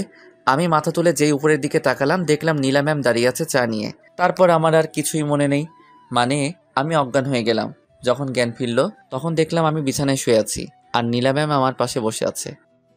ওই, তোমার কি হয়েছিল? হঠাৎ করে জ্ঞান হারালে কেন? আপনাকে দেখে। কি, আমাকে দেখে জ্ঞান হারালে? হাসবেন না বলে দিলাম। আমি কি ভূত না পেতনি যে আমাকে দেখে জ্ঞান হারাতে হবে? না, তা হবেন কেন? আমার এই অবস্থা হয়েছে আপনি যে কাজটা করছেন তা দেখে। আমি আবার কি কাজ করলাম? ওই যে আমার জন্য চা নিয়ে আসলেন। যেই মেয়ে আমাকে অপমান না করে, এক মুহূর্ত থাকতে পারে না, সে আমার জন্য চা নিয়ে আসছে। ব্যাপারটা ঠিক হজম করতে পারলাম না, তাই জ্ঞান হারালাম। আমি জানি এতদিন তোমার সাথে অনেক অন্যায় করেছি। আমি আমার ভুল বুঝতে পেরেছি। প্লিজ তুমি আমাকে ক্ষমা করে দাও। আমি তো বিশ্বাস করতে পারছি না আপনি আমার কাছে ক্ষমা চাইছেন। অন্যায় যখন করেছি তখন তো ক্ষমা চাইতেই হবে। থাক, ক্ষমা চাইতে হবে না। আপনি আপনার ভুল বুঝতে পেরেছেন, তাতেই আমি খুশি। না, তবুও আমাকে ক্ষমা করে দাও। বললাম তো ক্ষমা চাইতে হবে না। এ কথা বলেই আমি ওয়াশরুমে চলে গেলাম। আর এদিকে নীলা ম্যাম ভাবতে লাগলো, আমি জানি তুমি আমাকে ক্ষমা করতে পারো নাই। যে করেই হোক তুমি আমাকে ক্ষমা করে দাও। ওয়াশরুম থেকে বের হয়ে নীলা ম্যাম আছে কিনা দেখতে লাগলাম। না, নেই। টেবিলের উপর চায়ের কাপটা রাখা আছে। দেখি তো চাটা কেমন হয়েছে। না, ভালোই হয়েছে। কিছুক্ষণ পরেই কাজের মেয়েটা নাস্তা করার জন্য ডাকতে আসলো। আমি ওকে আমার নাস্তাটা রুমে দিয়ে যেতে বললাম। তারপর ও চলে গেল। কিছুক্ষণ পরে আবার আসলো খালি হাতে। এসে বলতে লাগলো, স্যার আপনাকে নিচে আসতে বলেছে। আমি বললাম আচ্ছা ঠিক আছে, আসছি। তারপর নিচে চলে গেলাম। খাওয়ার টেবিলে যেতে আঙ্কেল বলল, ও তুমি এসেছো? দাঁড়িয়ে আছো কেন? আপনি আমাকে ডেকেছিলেন। একসাথে নাস্তা করব, তাই তোমাকে ডেকে আনলাম। সরি আঙ্কেল, আমি এখানে বসে খাবার খেলে একজনের নাকি খাবার হজম হবে না। এই কথাটা বলার পর নীলা ম্যামের দিকে তাকিয়ে দেখি উনি মন খারাপ করে ফেলেছেন। দেখো, আমি জানি তুমি কথাগুলো কাকে বলছো। নীলা ওর ভুল বুঝতে পেরেছে, আর ও নাকি তোমার কাছে ক্ষমাও চেয়েছে। তাই প্লিজ তুমি ওকে ক্ষমা করে দাও। আচ্ছা ঠিক আছে, ক্ষমা করে দিলাম, কিন্তু আমি এখানে বসে খেতে পারবো না। কারণ উপরে খেতে খেতে আমার অভ্যাস হয়ে গেছে, তাই এখানে খেতে পারবো না। বুঝলাম, কিন্তু এখন থেকে এখানে বসে খাওয়ার অভ্যাস করতে হবে। সরি আঙ্কেল, আমি পারবো না। তুমি আমার কথার অমান্য করছো, বসো বলছি। তারপর আর কি, আঙ্কেলের রাগ দেখে ভয়ে বসে পড়লাম। নীলা ম্যামের দিকে তাকিয়ে দেখি ওনার মুখে হাসি দেখা যাচ্ছে।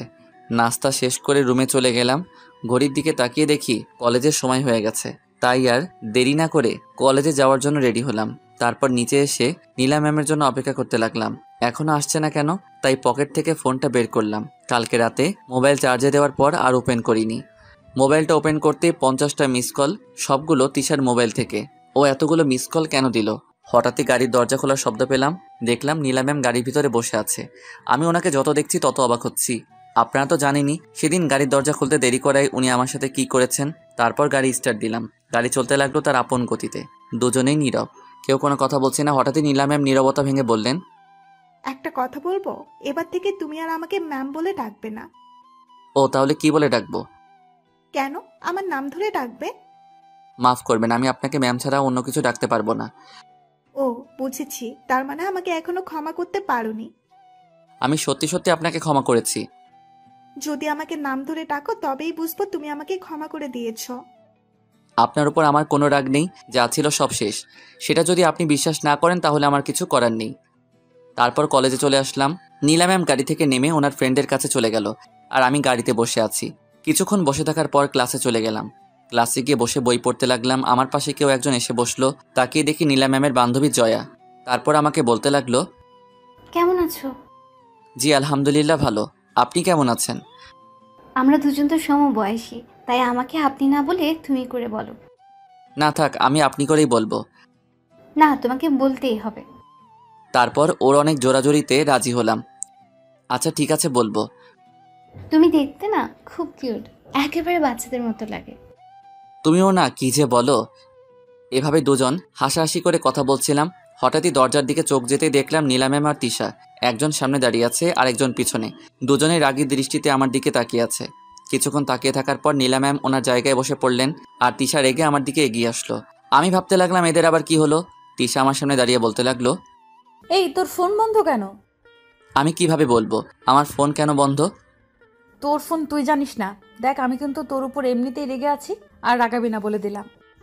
আমার সাথে এভাবে কথা বলতে দেখে জয়া বলতে লাগলো, ওই মেয়ে কে তুমি? আর ওর সাথে এভাবে কেন কথা বলছো? ওই তুই চুপ কর। তোকে আমাদের মাঝে নাক গলাতে কে বলছে? ওই ভদ্রভাবে কথা বলো, না হলে ভালো হবে না বলে দিলাম। কি করবি তুই? এবার আমি বললাম, তোমরা দুজন কি শুরু করলে? তুই চুপ থাক। ওর কথা শুনে আমি ভয়ে বসে পড়লাম। এখন তুই এখান থেকে উঠ। আমি? তুই। ওর পাশে শুধু আমি বসবো। ও কি তোমার জামাই না প্রেমিক যে তুমি ওর পাশে বসবে? আপাতত কিছুই না, কিন্তু কিছুদিন পর সব হবে। ওর কথা শুনে আমি জোরে জোরে কাশতে লাগলাম। কি বলছে মেয়েটা? মাথাটা মনে হয় একেবারে গেছে। হঠাৎই ক্লাসে স্যার আসলো। তিশাকে দাঁড়িয়ে থাকতে দেখে স্যার বলতে লাগলো, কি হলো, তুমি দাঁড়িয়ে আছো কেন? স্যার দেখুন না, আমাকে ওর পাশে বসতে দিচ্ছে না। ক্লাসে তো আরো অনেক টেবিল খালি আছে, তুমি ওখানে গিয়ে বসো। স্যার কালকে আপনি আমাকে কি বলেছিলেন, ভুলে গেলেন নাকি? না, আমার মনে আছে।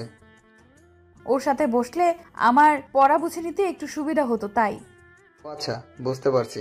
জয়া, তুমি সামনে চলে আসো। তারপর স্যারের কথা মতো জয়া উঠে গেল। এদিকে তিশা আমার পাশে বসে বিড়বিড় করে আমার দিকে তাকিয়ে বলতে লাগলো, আমার সাথে কথা বলার সময় থাকে না, আর অন্য মেয়ের সাথে হেসে হেসে কথা বলিস। দাঁড়া, কলেজ ছুটি হোক, তারপর তোকে দেখাচ্ছি। আমি ওর কথা শুনে ঘামতে লাগলাম, কারণ আজকে ও আমার উপর অনেক রেগে আছে। এইভাবে সবগুলো ক্লাস শেষ হয়ে গেল। যদিও ক্লাসের ফাঁকে আমি তিশাকে পড়া বুঝিয়ে দিয়েছি। নীলা ম্যামের দিকে কয়েকবার চোখাচোখি হলাম। ওনাকে দেখে মনে হচ্ছিল উনিও রেগে আছেন। তারপর কলেজ ছুটির পর তাড়াতাড়ি ক্লাস থেকে বের হয়ে গেলাম। ক্যাম্পাসে আসতে হঠাৎই কেউ একজন পিছন থেকে বলল, ওই দাঁড়া, কোথায় পালাচ্ছিস? পিছনে ফিরে দেখি তিশা আমার কাছে এসে কোনো কথা না বলে কলেজের পিছনে নিয়ে গেল। এই তুই কি পাগল নাকি? এভাবে হাত ধরে নিয়ে আসার মানে কি? চুপ কর কুত্তা, তোর উপর কিন্তু আমি এমনিতেই রেগে আছি। রেগে থাকলে আমি কি করব? এখন বল আমাকে এখানে কেন নিয়ে এলি? আমার হাতে সময় নেই। আমার সাথে কথা বলার সময় নেই? তাহলে জয়া, ওর সাথে কথা বলার সময় কিভাবে থাকে? ওর সাথে এমনি কথা বললাম। তাছাড়াও নিজেই আমার সাথে কথা বলতে আসছে। আমিও তো তোর সাথে কথা বলতে আসছি। এবার দেখি আমার সাথে কতক্ষণ কথা বলিস। তুই আমার কে, বন্ধু না গার্লফ্রেন্ড যে তোর সাথে কথা বলতেই হবে? ও আচ্ছা, তাহলে জয়া তোর কে হয়? ও আমার কেউ হয় না। অন্য মেয়েদের সাথে তো কথা ঠিকই বলতে পারিস, আমি কথা বলতে আসলে এত বাহানা খুঁজিস কেন? তোর এইসব কথা শোনার আমার কাছে সময় নেই। নীলা ম্যাম আমার জন্য অপেক্ষা করছে, যেতে হবে। দেরি করলে আমাকে আস্ত রাখবে না। তুই এখানে দাঁড়িয়ে থাকবি? ওখান থেকে যদি এক পাও এদিক ওদিক দিয়েছিস তাহলে কিন্তু তোর অবস্থা খারাপ করে দেব। কি করবি তুই?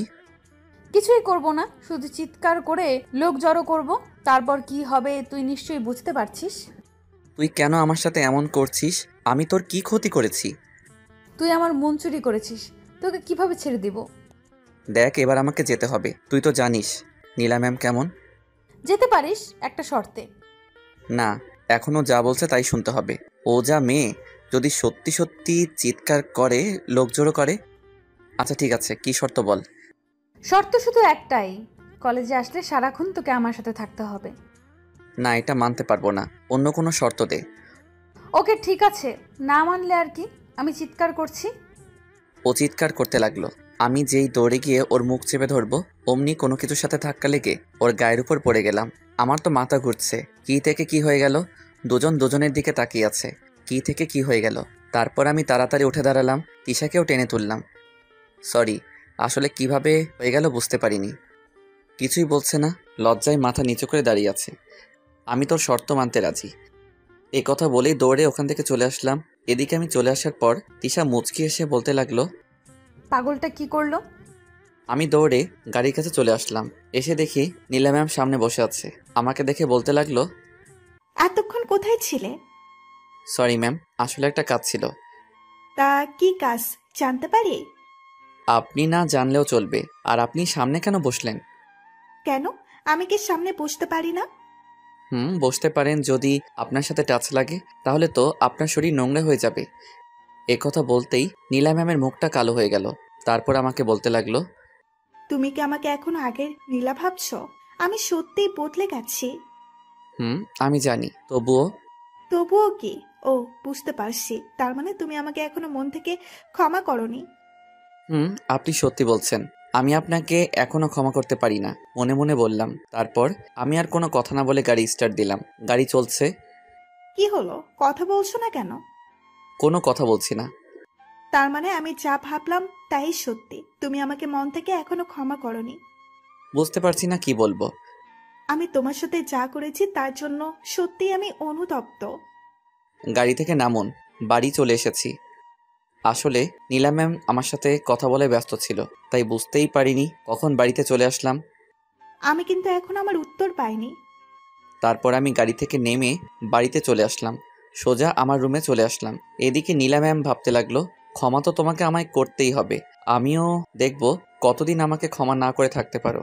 আমি রুমে এসে ফ্রেশ হয়ে বিছানায় শুয়ে পড়লাম। কিছুক্ষণ পরে কেউ একজন আমার রুমে আসলো। তাকিয়ে দেখি নীলা ম্যাম হাতে খাবারের বাটি। আমি উঠে বসলাম। আপনি এ সময় কোথাও যাবেন নাকি?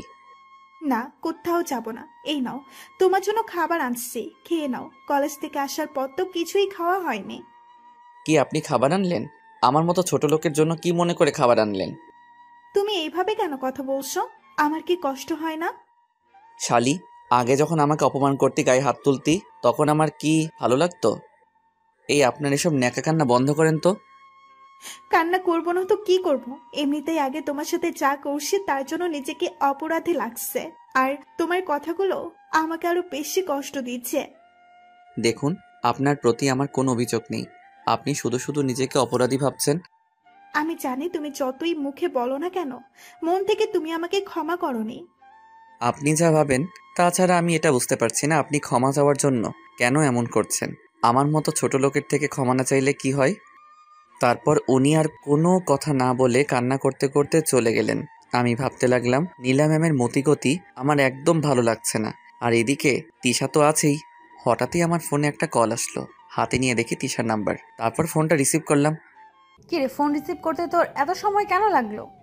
ওই তুই কে রে, যে তুই ফোন দেওয়ার সাথে সাথে রিসিভ করতে হবে? আমি তোর বউ, বুঝলি? দেখ, তোর সব ফালতু কথা শোনার আমার সময় নেই। কি জন্য কল দিয়েছিস বল? কি বললি তুই? আমি ফালতু কথা বলি? তা নয়তো কি। আমি ফালতু কথা বলি। এখন থেকে তোকে আমার ফালতু কথাগুলো শুনতে হবে। এই যে ম্যাম, আপনি হয়তো ভুলে যাচ্ছেন আমরা এখন ফোনে কথা বলছি। এখন আমি তোর কোনো কথাই শুনতে পারবো না, ফোন রাখছি। ওই, ফোন কাটবি না। এখন আমি তোকে একটা ম্যাজিক দেখাবো, যেটা দেখানোর পর তুই আমার কথা মানতে রাজি হবি। ও তাই নাকি? তাহলে দেখা দেখি। দেখাচ্ছি। কিছুক্ষণ পর তোর হোয়াটসঅ্যাপে আমি দুটো ছবি পাঠিয়েছি, ছবিগুলো গিয়ে দেখ। তারপর হোয়াটসঅ্যাপে গিয়ে দেখি তিশা সত্যি ছবি পাঠিয়েছে। তারপর ছবিগুলো দেখার সাথে সাথে আমার চোখ কপাল উঠে গেল। আমি কি দেখছি? ছবিতে দেখা যাচ্ছে আমি তিশার গায়ের উপর, আর তিশা আমার নিচে। যখন আমি তিশার গায়ের উপর পড়ে যাই তখন ছবিগুলো ওঠানো হয়। কিন্তু এটা কিভাবে সম্ভব? তখন তো তিশার হাতে ফোন ছিল না। না, আমাকে জানতে হবে। তারপর আমি নিজেই তিশাকে ফোন দিলাম। ফোন দেওয়ার সাথে সাথে রিসিভ করলো। মনে হচ্ছিল যেন আমার ফোন দেওয়ার অপেক্ষা ছিল। ওই কুত্তি, তুই ছবিগুলো কখন তুললি? আগে বল ম্যাজিকটা কেমন লাগলো। দেখ, আমি কিন্তু তোর উপর এমনিতেই রেগে আছি। আমি কি করেছি যে আমার বাবুটা রেগে আছে? কে বাবু? কিসের বাবু? এসব কি বলছিস? দেখ, আমি তোকে যা বলছি তার উত্তর দে। বল, ছবিগুলো কিভাবে তুললি? বলবো, সব বলবো, তবে ফোনে নয়। তুই এই ঠিকানায় চলে আয়। আমি কোথাও যেতে পারবো না, যা বলার ফোনে বল। ওকে, তুই যদি এখন না আসিস তাহলে আমি এই ছবিগুলো ফেসবুকে আপলোড করে দিব। তারপর কি হবে তুই নিশ্চয়ই বুঝতে পারছিস। তুই আমাকে ব্ল্যাকমেইল করছিস? করছি। এখন বেশি কথা না বলে 10 মিনিটের মধ্যে চলে আয়। আসছি।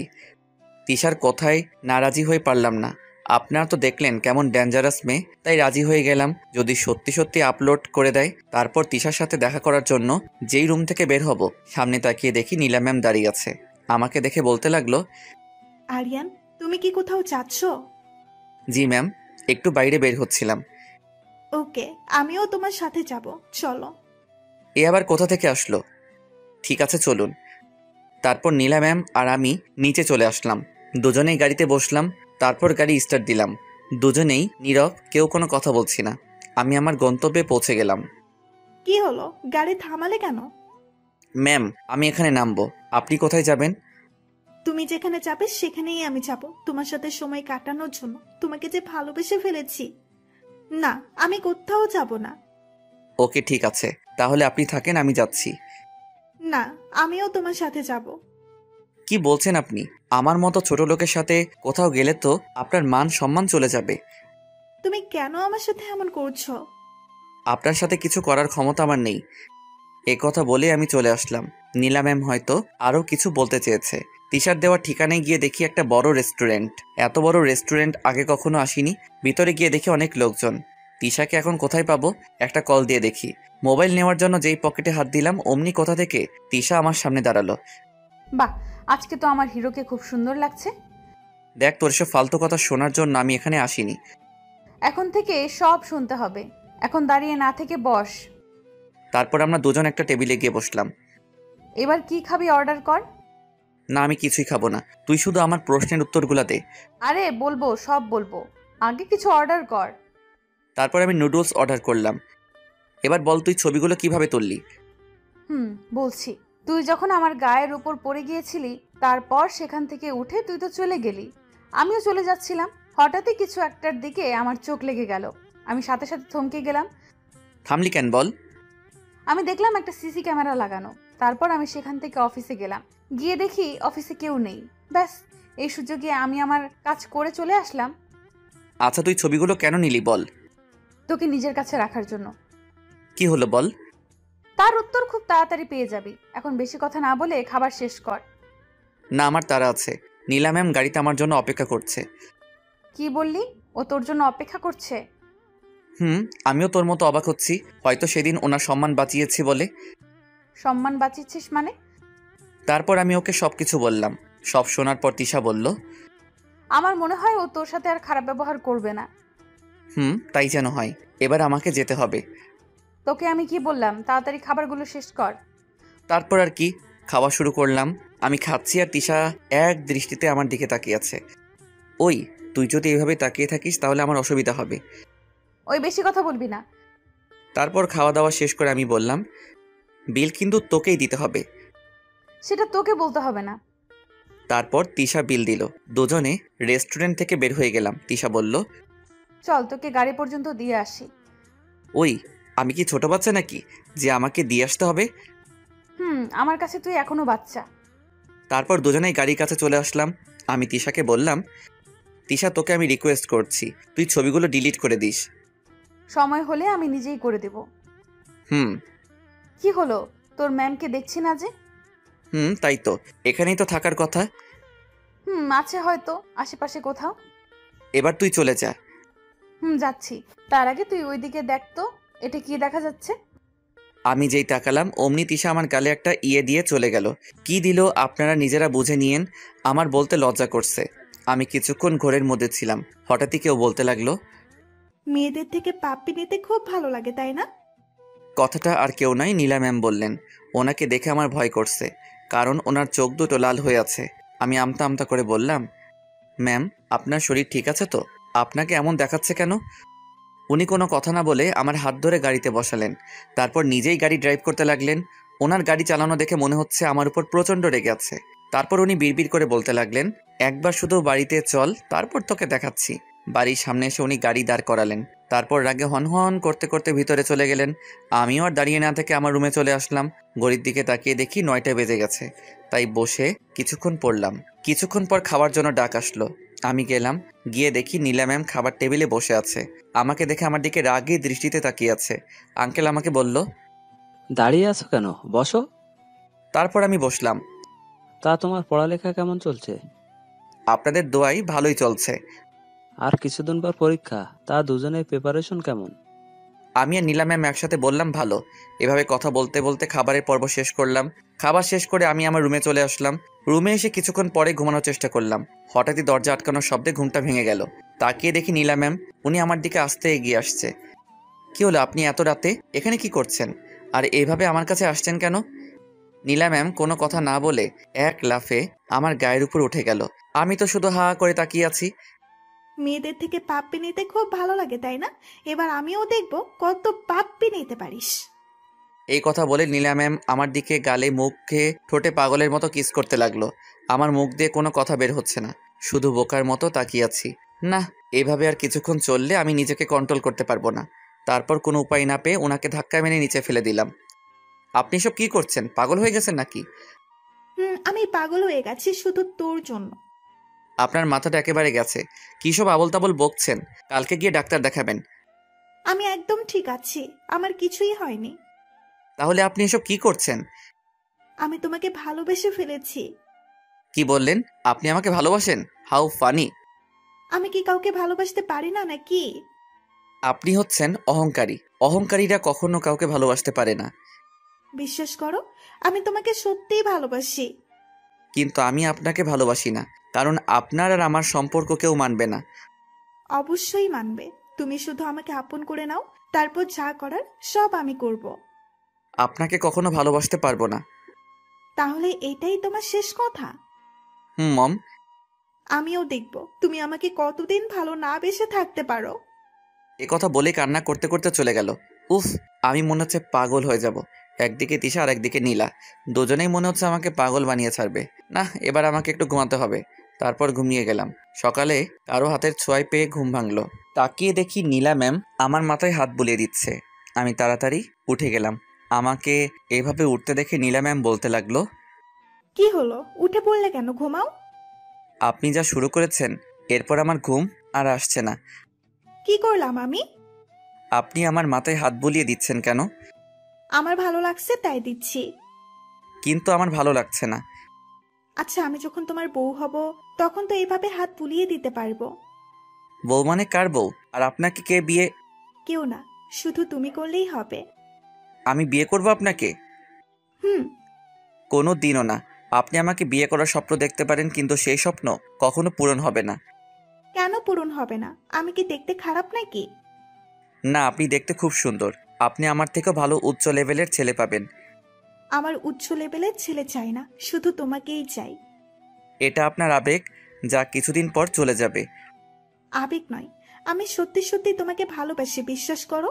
তোমার জন্য আমি নিজেকে বদলে ফেলেছি। আপনার ভালোবাসা আপনার কাছে রাখুন। এই কথা বলে আমি ওয়াশরুমে চলে আসলাম। ভালো তো তোমাকে আমায় বাসতেই হবে, সেটা যে করেই হোক। ওয়াশরুম থেকে বের হয়ে দেখি নীলা ম্যাম নেই। যাক বাবা, ভালোই হলো। এই মেয়ের মাথায় হঠাৎ ভালোবাসার ভূতটা কোথা থেকে এলো? নিশ্চয়ই কোনো মতলব আছে। কিছুক্ষণ পরে নাস্তা করার জন্য নিচে গেলাম। আমি গিয়ে টেবিলে বসতে অবাক হয়ে গেলাম, কারণ আজকে নীলা ম্যাম নাস্তা সার্ভ করছেন। আঙ্কেল, ওনার কি হয়েছে? আমিও তো তাই ভাবছি, যে মেয়ে কোনোদিন নিজের হাতে এক গ্লাস পানি এনে খায়নি, সে খাবার সাফ করছে। আমাদের এসব কথা শুনে নীলা ম্যাম বলতে লাগলো, তোমরা কি শুরু করেছো বলো তো? কি শুরু করলাম? আর তোকে এসব কাজ করতে কে বলেছে?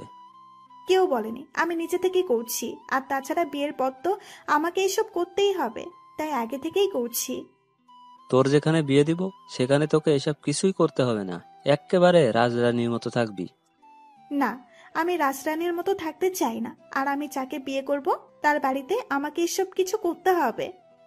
আমার মেয়ে মনে হয় কাউকে পছন্দ করছে। তা ছেলেটাকে? এখন না বাবা, সময় হলে সব জানতে পারবে। কথা না বলে নাস্তা করো। এদিকে নীলা ম্যামের কথা শুনে আমার অবস্থা খারাপ হয়ে গেল। না, এ বাড়িতে দেখছি বেশি দিন থাকা যাবে না। তারপর নাস্তা শেষ করে নিজের রুমে চলে আসলাম। আজকে কলেজ বন্ধ, তাই রুমে এসে ভাবতে লাগলাম কি করব। অনেক দিন হয়ে গেল ছাদে যাইনি। ছাদে গিয়ে এদিক ওদিক হাঁটতে লাগলাম। কিছুক্ষণ পরেই ফোনটা বেজে উঠল। হাতে নিয়ে দেখি তিশা। এর আবার কি হলো? কোথাও শান্তিতে একটু থাকতেও পারবো না। উফ, একটা যেতে না যেতে আরেকটা। আমার মতো পিচ্চির পক্ষে কি এত চাপ নেওয়া সম্ভব? ফোনটা রিসিভ করলাম। বলো। তুই এখন কোথায়? বাড়িতে আছি। কেন? ওকে, তাহলে তুই থাক, আমি গাড়ি নিয়ে আসছি। ওই গাড়ি নিয়ে আসছি মানে? আমি এখন তোর সাথে কোথাও যেতে পারবো না। তুই যাবি, 100 বার যাবি। তুই আমাকে এখন বাড়ির ঠিকানাটা দে। না, আমি দিতে পারবো না। তুই দিবি না? ওকে ঠিক আছে, আমি ছবিগুলো এখনই ফেসবুকে আপলোড করছি। এই না, কিছু করবি না। ওকে বাবু, তাহলে ভালোই ভালো ঠিকানাটা দাও। এই নে। আমি 5 মিনিটের মধ্যে আসছি, তুমি রেডি হয়ে থাকো। তারপর তিশা ফোন কেটে দিল। কে ফোন দিয়েছিল? চেয়ে দেখি নীলা ম্যাম। একটা ফ্রেন্ড। কোন ফ্রেন্ড? সত্যি বলবে? আসলে কালকে যার সাথে দেখা করতে গিয়েছিলাম সে। এ কথা বলতে না বলতে নীলা ম্যাম তেলে বেগুনে চড়ে উঠল। তারপর বলতে লাগলো, কি তুই ওই কুত্তিটার সাথে দেখা করতে যাচ্ছিস? তুই যদি বাড়ির বাইরে এক পা রেখেছিস তাহলে আমি তোর ঠ্যাং ভেঙে ফেলবো। যাব, 100 বার যাব। আপনি আমার কে হন? দেখতে চাস তুই আমার কে? এ কথা বলেই নীলা ম্যাম আমার মাথার পিছনে হাত দিয়ে ওনার ঠোঁটের সাথে আমার ঠোঁট লাগিয়ে দিলেন। তারপর নীলা ম্যাম আমার ঠোঁটের উপরে অত্যাচার করতে লাগলো। এইভাবে পুরো 5 মিনিট অত্যাচার করলো। তারপর ছেড়ে দিয়ে বলতে লাগলো, এবার নিশ্চয়ই বুঝে গেছো তুমি আমার কে হও, আর বাড়ির বাইরে বের হবার কথা যেন মাথায়ও না আসে। এ কথা বলেই নীলা ম্যাম চলে গেল। এদিকে আমি পড়লাম মাইন্ডকার চিপাই, একদিকে তিশা আর একদিকে নীলা। এসব ভাবতে ভাবতে আবার কল আসলো। আর কেউ নয়, তিশা কল দিল। রিসিভ করতে তিশা বলতে লাগলো, কিরে কোথায় তুই? বাড়িতে। তুই কি চলে এসেছিস? আমি বাইরে দাঁড়িয়ে আছি, তুই তাড়াতাড়ি চলে আয়। কুর্তিটা তাহলে চলে এসেছে। এখন একে কিভাবে ম্যানেজ করব? না কিছু একটা করতে হবে। আসলে আমার না শরীর খারাপ করছে, কোথাও যেতে পারবো না। কি বললি? তোর শরীর খারাপ করছে?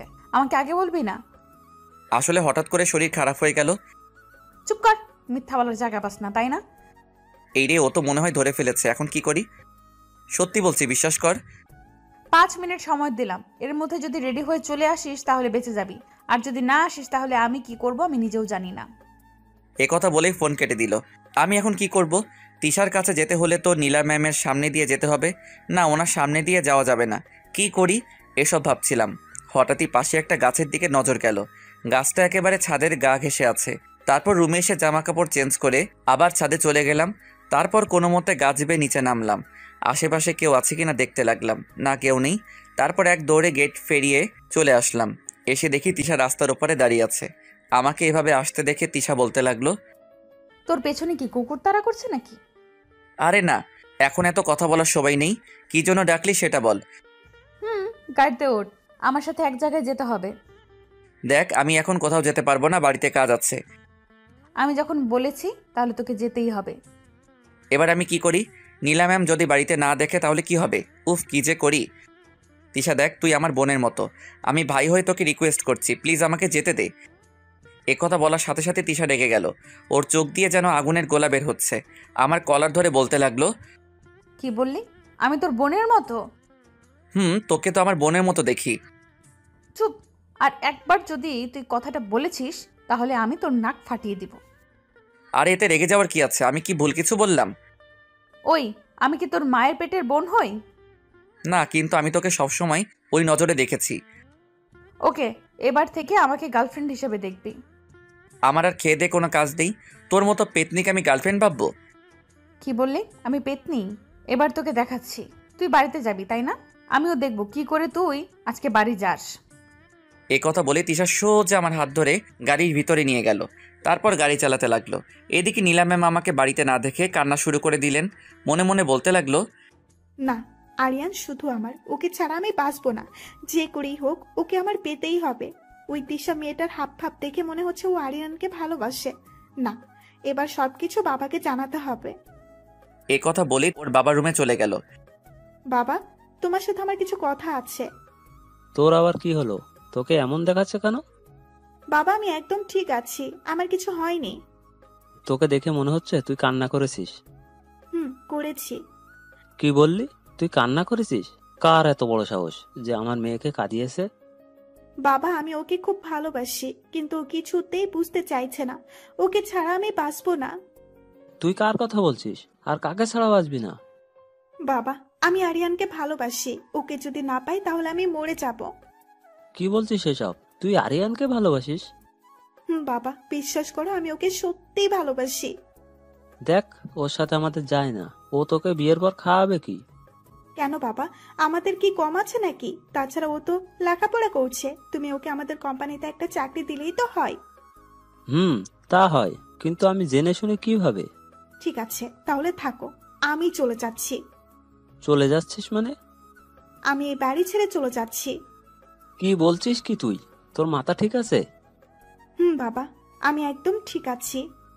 দেখ, পাগলামি করিস না, ও তোকে সুখে রাখতে পারবে না। আমি যাচ্ছি।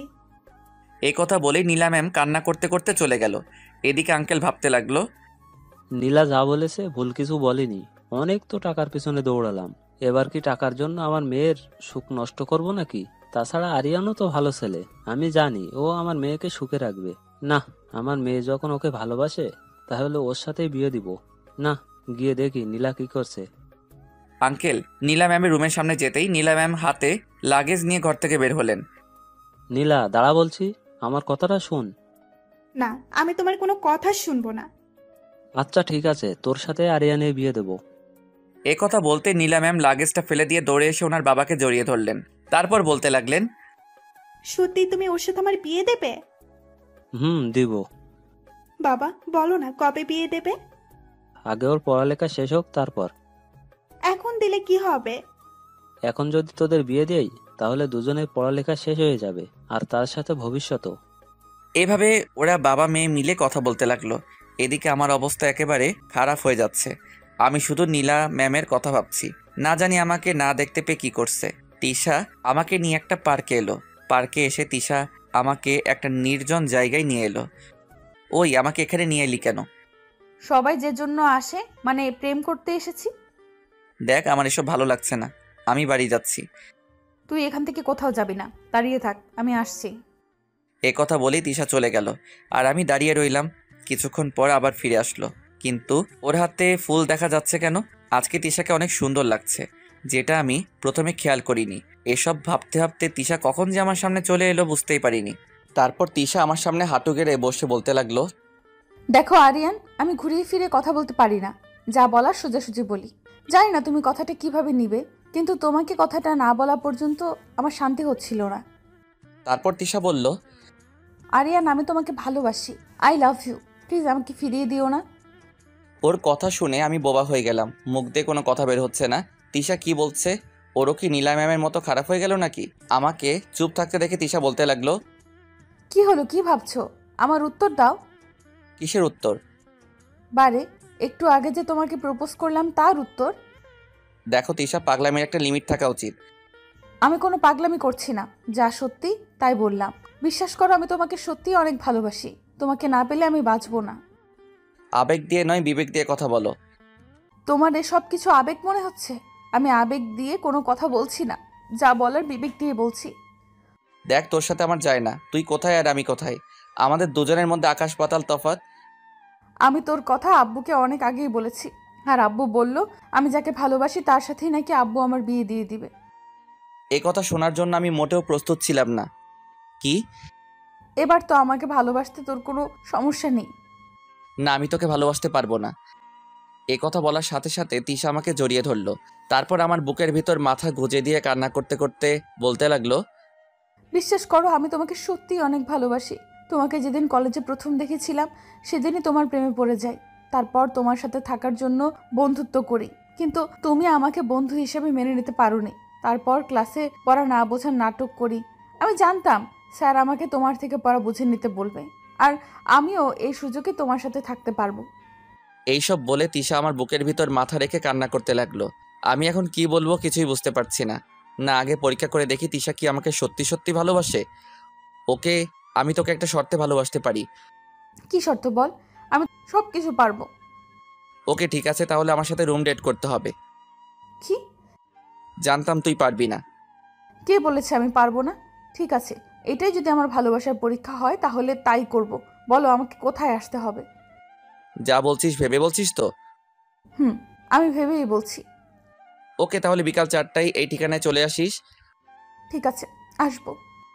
আপনারা আবার রুম ডেট করার ব্যাপারটা খারাপভাবে নিয়েন না।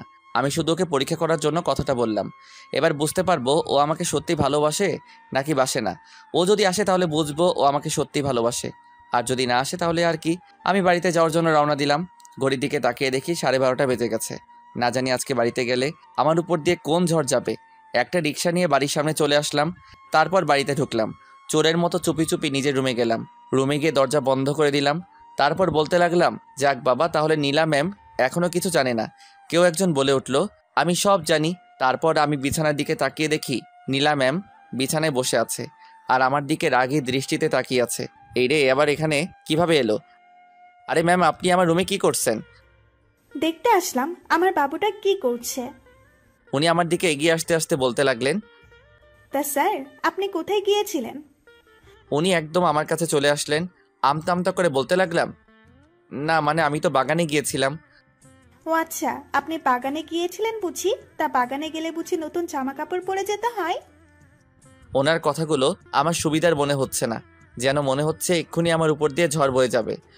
না মানে আসলে আমার জামা কাপড়গুলো আজকে ধুয়ে দিলাম তো, তাই নতুন জামা পরতে হলো। এ কথা বলার সাথে সাথে নীলা ম্যাম আমাকে এক ধাক্কা দিয়ে বিছানায় ফেলে দিলেন। তারপর আমার গায়ের উপর বসে বলতে লাগলেন, চুপ কর কুত্তা, যদি আরেকবার মিথ্যে কথা বলিস তাহলে আমি তোর কি হাল করব আমি নিজেও জানি না। এবার সত্যি করে বল, কোথায় গিয়েছিলি? আসলে তিশার সাথে দেখা করতে গিয়েছিলাম। কি? আমি বারণ করার পরেও তুই ওর সাথে দেখা করতে গেলি? না, এই শাস্তি তোকে পেতে হবে। আপনি আমার উপর থেকে সরুন, তারপর যা শাস্তি দেওয়ার দিবেন। এ কথা বলতেই নীলা ম্যাম আমার মাথার পিছনে হাত দিয়ে ওনার ঠোঁটের সাথে আমার ঠোঁটটা লাগিয়ে দিলেন। এভাবে অনেকক্ষণ আমার ঠোঁটের উপর অত্যাচার করলেন। আমি ওনাকে কোনো মতে সরালাম। আমার অনেক রাগ হলো। আমি উঠে ঠাস করে ওনার গালে একটা চড় বসিয়ে দিলাম। তারপর বলতে লাগলাম, কি পেয়েছেন কি?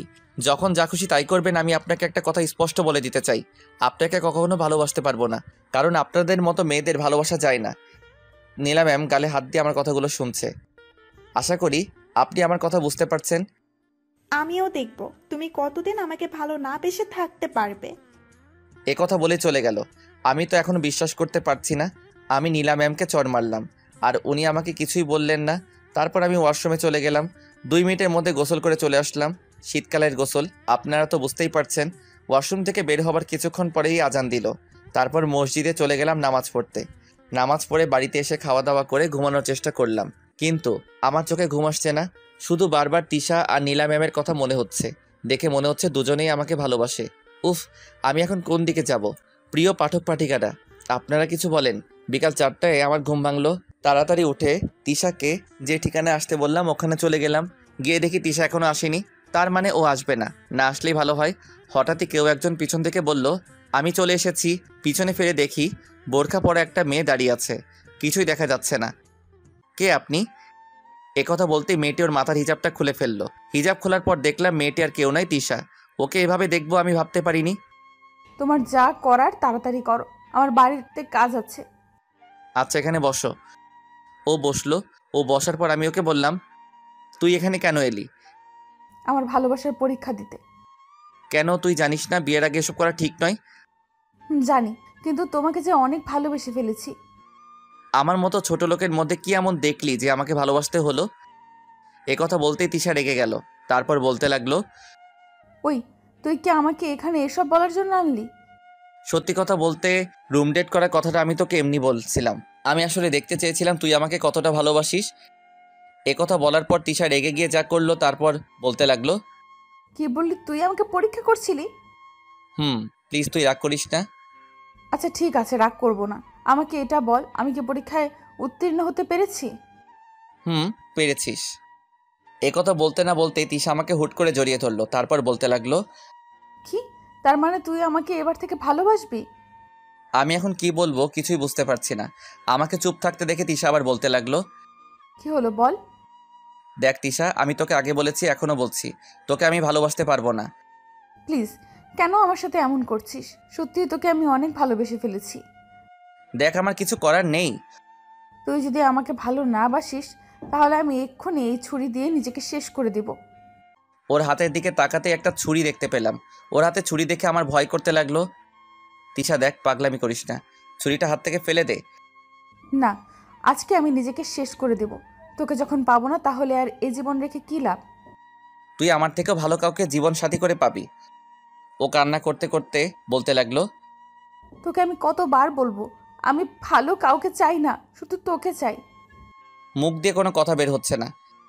আমি 1 থেকে 3 পর্যন্ত গুনবো। এর ভেতর যদি তুই আমাকে কাছে টেনে না নিস তাহলে আমি এই ছুরি দিয়ে নিজেকে শেষ করে দিব। এবার পড়লাম মহাবিপদে। ও যা জেদি মেয়ে, যদি সত্যি সত্যি কিছু করে ফেলে। এদিকে তিশা কাউন্ট শুরু করে দিল। 1 বলার পর কিছুক্ষণ আমার দিকে তাকিয়ে রইল। এভাবে 3 পর্যন্ত গোনা শেষ করে বলতে লাগলো, তোকে নিয়ে আমি অনেক স্বপ্ন দেখেছিলাম, তোর সাথে সারা জীবন কাটাতে চেয়েছিলাম, কিন্তু তুই আমাকে সেই সুযোগ দিসনি। বিশ্বাস কর, তোকে আমি অনেক ভালোবাসি, কিন্তু তুই আমার ভালোবাসাটা বুঝতে পারিসনি। আমি এতক্ষণ দাঁড়িয়ে দাঁড়িয়ে কথাগুলো শুনছিলাম। আমার তো বিশ্বাস হচ্ছে না, একটা মেয়ে আমাকে এত ভালোবাসে, আর আমি কি না তার ভালোবাসাকে আবেগ বলে উড়িয়ে দিচ্ছি। ভালো থাকিস, আর কখনো তোকে বিরক্ত করব না। এ কথা বলেই ও ছুরিটা হাতের শিরার উপর রাখলো, তারপর চোখ বন্ধ করে ফেললো। যেই শিরা কাটতে অমনি আমি দৌড়ে গিয়ে ওর হাত থেকে ছুরিটা ফেলে দিলাম। তারপর ওকে শক্ত করে বুকে জড়িয়ে ধরলাম। বুকের ভিতর জড়িয়ে ধরতেই ও একদম শান্ত হয়ে গেল। এভাবে কতক্ষণ ছিলাম জানি না। কিছুক্ষণ পর ও বুক থেকে মাথা তুলে আমার দিকে তাকিয়ে রইল। আমি ওর কপালে একটা চুমু দিলাম। সাথে সাথে ও আমাকে আবার জড়িয়ে ধরে কান্না করে দিল। এত কান্না কিসের? কান্না বন্ধ কর বলছি। আনন্দে কান্না করছি। ধুর পাগলি, আনন্দে কি মানুষ কান্না করে নাকি? কেউ না করলেও আমি করি। আমাকে কথা দে, কখনো আমাকে ছেড়ে যাবি না। ওর ডান হাতটা শক্ত করে ধরে বললাম, যতদিন এ দেহে প্রাণ আছে ততদিন তোকে ছেড়ে কোথাও যাব না। মনে থাকে যেন। ওই, আমরা কি এখনো একে অপরকে তুই করে বলবো নাকি? আমরা একে অপরকে তুই করে বলবো। কি বলিস? আজ থেকে আমি ছাড়া যদি অন্য কোনো মেয়ের দিকে তাকিয়েছিস, তাহলে তোর অবস্থা খারাপ করে ফেলবো। নীলা ম্যামের দিকেও না? তুই যদি আরেকবার ওই মেয়ের নাম মুখে আনিস। আরে আমি তো তোকে রাগানোর জন্য বলছি। ওই মেয়ের থেকেই সবসময় দূরে দূরে থাকবি, ওর সাথে একদম কথা বলবি না। চাইলেও আর সেটা সম্ভব না। মানে বুঝলাম না। মানে নীলা ম্যাম আমাকে ভালোবাসে। একথা বলতেই তিশা আমাকে ওর গায়ের সমস্ত শক্তি দিয়ে জড়িয়ে ধরলো। ওরে জড়িয়ে ধরা বলে দিচ্ছে ও আমাকে হারানোর ভয় করছে। কি? কবে থেকে? এই তো কিছুদিন হবে। তারপর ও কান্না করে দিয়ে বলতে লাগলো, দেখ, আমি তোকে হারাতে পারবো না, তুই কালকেই ওই বাড়ি ছেড়ে দিবি। দিব, তবে এখন নয়, আগে পরীক্ষাটা দিয়ে নেই তারপর। তুই বাড়ি ছাড়ার কথা বলছিস কেন? আমার ভয় করছে, যদি নীলা তোকে আমার কাছ থেকে কেড়ে নেয়। আমি তোর আছি, তোরই থাকবো, কেউ আমাদের আলাদা করতে পারবে না। কিছুক্ষণ পর, তিশা এবার আমাকে ছাড়, যেতে হবে। ঠিক আছে চল, তোকে দিয়ে আসি। কিছুক্ষণ পর বাড়ির সামনে চলে আসলাম। গাড়ি থেকে যেই নামতে যাব অমনি তিশা আমাকে জড়িয়ে ধরে ওর ঠোঁটের সাথে আমার ঠোঁটটা মিশিয়ে দিল। কিছুক্ষণ পর ছেড়ে দিল। এটা কি হলো? কেন আদর দিলাম, ভালো লাগেনি বুঝি? আরেকটা দেই? না না, আর লাগবে না। এ কথা বলেই আমি গাড়ি থেকে নেমে গেলাম। তারপর ওকে বিদায় দিয়ে বাড়িতে ঢুকলাম। তারপর নিজের রুমে চলে গেলাম। কিছুক্ষণ পরেই মাগরিবের আজান দিয়ে দিল। মসজিদে চলে গেলাম।